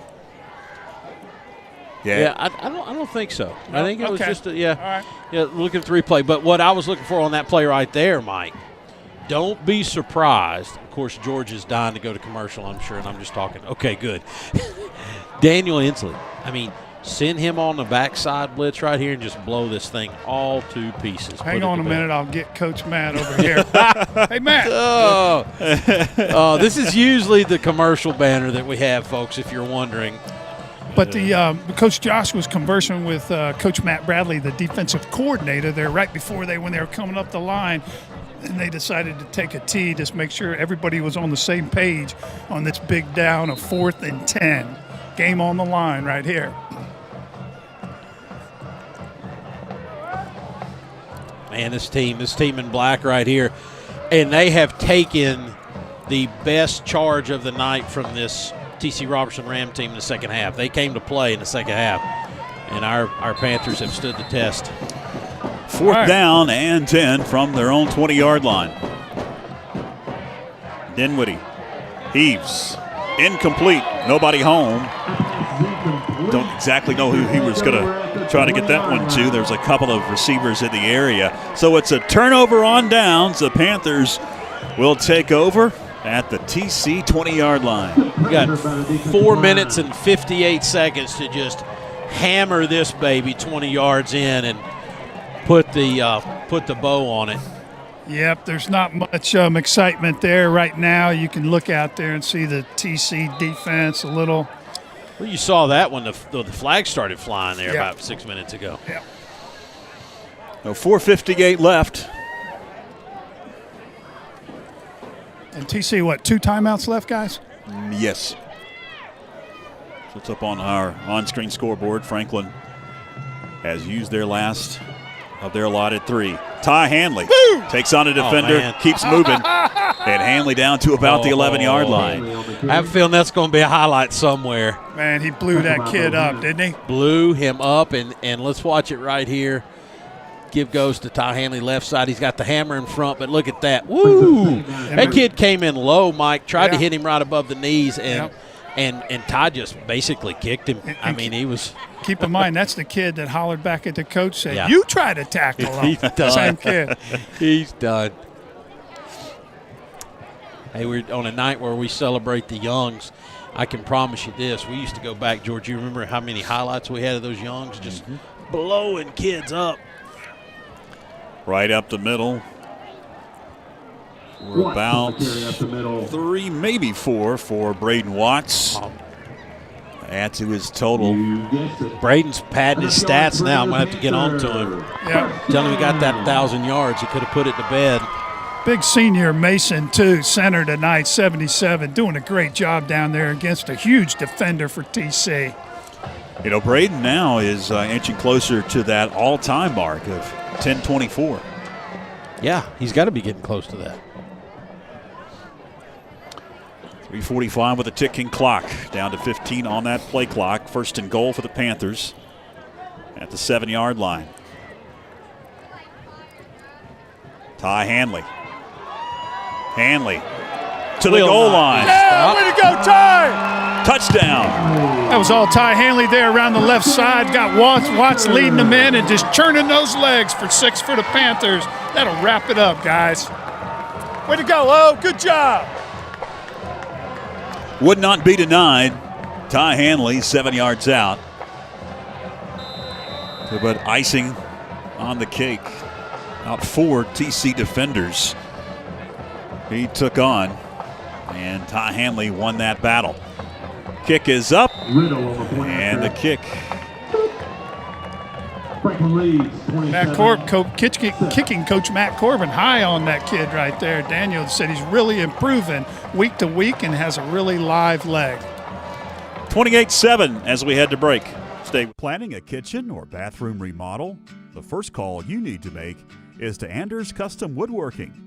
Tim Anders specializes in custom cabinetry and granite countertops for kitchens, bathrooms, offices, and entertainment centers. From the large kitchens to the smallest bathrooms, Anders Custom Woodworking will make sure your specific needs are met. Give Tim Anders a call at 828-342-4222 for a free estimate today. Locally owned and operated, Tipton Pharmacy is Franklin's hometown pharmacy and can fill all your prescriptions. If you need a compound or a regular prescription filled, stop by Tipton Pharmacy or use the convenient drive-thru. Tipton Pharmacy is located at 175 East Main Street in Franklin.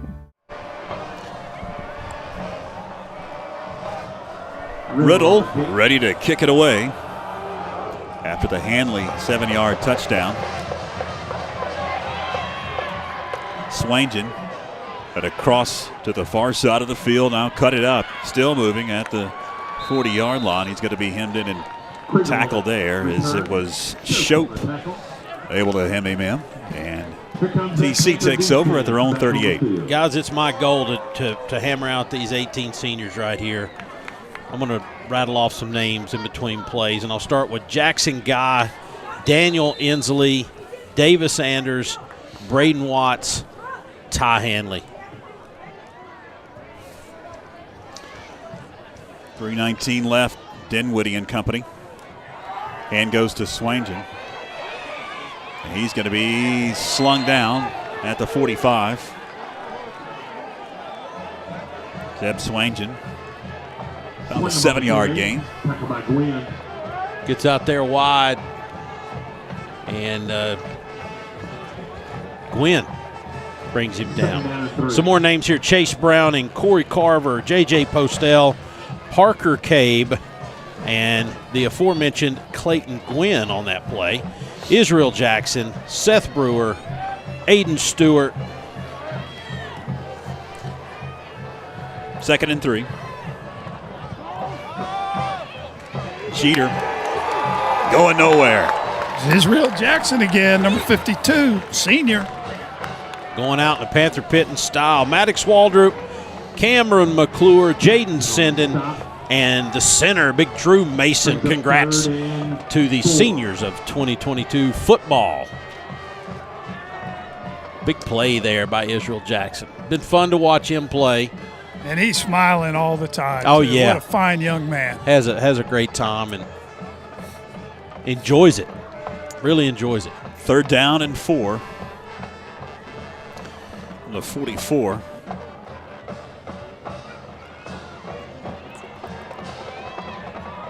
First down and more for Tyron Creedle.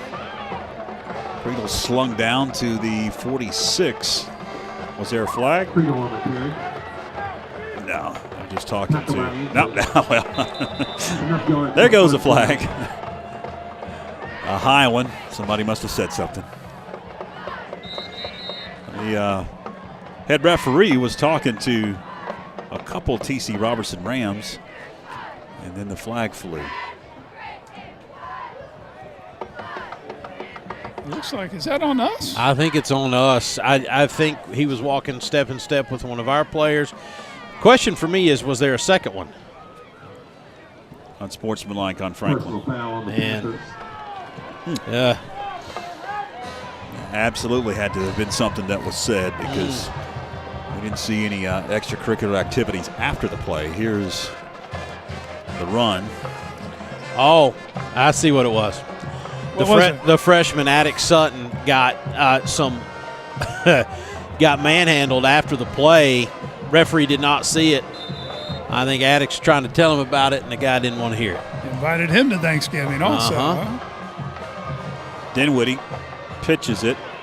Jeter took that Creedle with the carry, and now eyes flop it out there. What in the world is going on? Gain of a couple for the Rams as we approach 80 seconds. Now, there was something crazy went on at the end of that play right there, and let's see here. Get in the scrum, and nice little push at the end by 51. Takes Gabe Nickerson back over to his back, and good news is clock's running. Second down and 8, down to 50 seconds. Dinwiddie drops back, heaves, and it was short of his man at about the 10-yard line, coming back and trying to secure it was Asher Sloan. It'll be third down and 8 with 41 seconds left. I got to say, though, guys, as a matter of pride, you know, you want to keep these guys out of the end zone right here. Third and 8 from the Panther 28. Lex Dinwiddie, signal caller for the Rams, will send a couple of receivers out wide. The man goes in motion.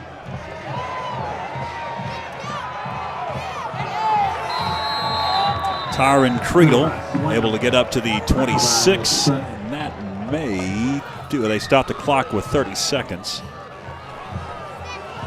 Now it starts to tick. It'll be fourth down and 8. They don't have to run a play if they don't want to. I don't think they will. Guys, it's been fun. This is the last one in the Panther Pit. It was a fun one. It was a fun. You dang right it was. Enjoyed the season with you guys. Great job. As always, my friend. Get him. Buster. Dinwiddie slung down, and that'll do it. 28-7 the final. And what could be the final game here at the Panther Pit. Franklin wins 28-7, guarantees a winning season. They advance their mark to 6-4, and the TC Roberson Rams fall to 6-4 here in 2022. The state playoffs will begin next Friday. By the prognostication that we have investigated, it appears the Panthers will fall between a 17 and 18 seed. If some carnage happens in other parts of the state, there is still an outside chance that Franklin could host as a 16 seed, top 16, get to host at the first round. But most likely, Franklin will be hitting the road next Friday for a first round playoff game. And after that, depending on more carnage, there's still a chance, and that's all you hope for. That's all you ever ask for is a chance. But I will tell you this again, hats off on a big night, a lot of celebrations. Easy to get distracted, George, with the senior night. You got Athlete of the Month, Barrett Stort getting honored there at the beginning of the game, and then you take possibly the greatest player, 4-year player ever here, Jeremiah Young, getting his jersey retired. We come out a little flat in the second half, and Roberson comes out on the charge, and we're able to hold it off. And my friend, thanks to you, thanks to Clinton, our camera folks, it's fun to do business with you guys on Friday nights. We are FPSN is unlike, and I mean this because I get a chance, since we don't do every game, I watch some other ones. We're certainly leading the way, and with our technology, our camera angles, and we got some. Got a sideline reporter that's okay. He thinks he's a little bit better than what he is, but no, I think I'm having so much fun with you guys. I appreciate FPSN covering this for people. And again, if this was the last one in the Panther Pit, what a way to go out, man. Great. Thanks to the seniors and the coaching staff. This was a lot of fun to cover, George. I'm having fun. Are you? Absolutely. It was a fun season. It was memorable for many, many reasons. As you see the victory circle, they'll celebrate this one for a while and get ready for the playoffs with the Panthers next Friday. All right, that's pretty much going to wrap things up for our broadcast. There are too many folks to thank if this is our final broadcast here at the Pit. Whenever they do demolish the stadium and redo it, hopefully they'll give us some better camera angles, some better camera pits, and some better wiring and some better views. That's hopefully the goal. In a couple of years, we'll be back here at the Pit. Now, next year, I want to go ahead and give folks a challenge. Next year, if things go the way that we're all hoping for, every game will be on the road next year. And FPSN would like to broadcast all those ball games, and we can't do it without your support with corporate sponsorships. And if we're able to do that, then every game would be broadcast here on YouTube and Facebook, similar to what Pisgah has had to do for the past couple of years because of their stadium and the way that they have had issues repairing it after the floods. If that's the case, then we may see you on the road in 2023. All right, for all involved, for Christine, for Philip, for Braulio on cameras, for Clinton Taylor, and Mike Wood on the sidelines, and my broadcast partner here in the booth, Byron McClure. Till next time, so long, everybody.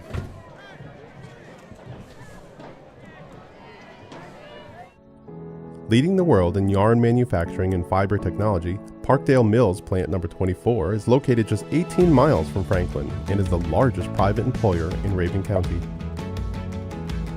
With 29 manufacturing plants in the U.S., Mexico, and South America, the Raven Gap Parkdale plant leads all 29, with roughly 3 million pounds of yarn produced each week. Our American-made yarn is used in popular printed t-shirts such as Fruit of the Loom, Carhartt, Nike, and Under Armour. Offering real living wages and benefits, our average hourly employee earns over $40,000 annually, and we need talented people who are ready to shape the future of the textile industry. To join the Parkdale family, find us online at parkdalemills.com. Call us at 706-746-5004 or visit us in person at 815 John Beck Dawkins Road in Raven Gap, Georgia. We are Parkdale Mills.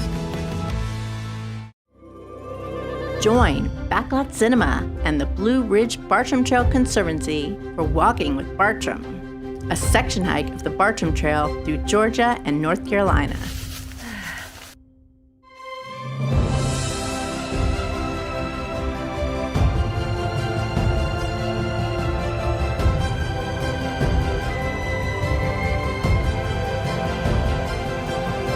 Streaming now on YouTube and Facebook. Planning a kitchen or bathroom remodel? The first call you need to make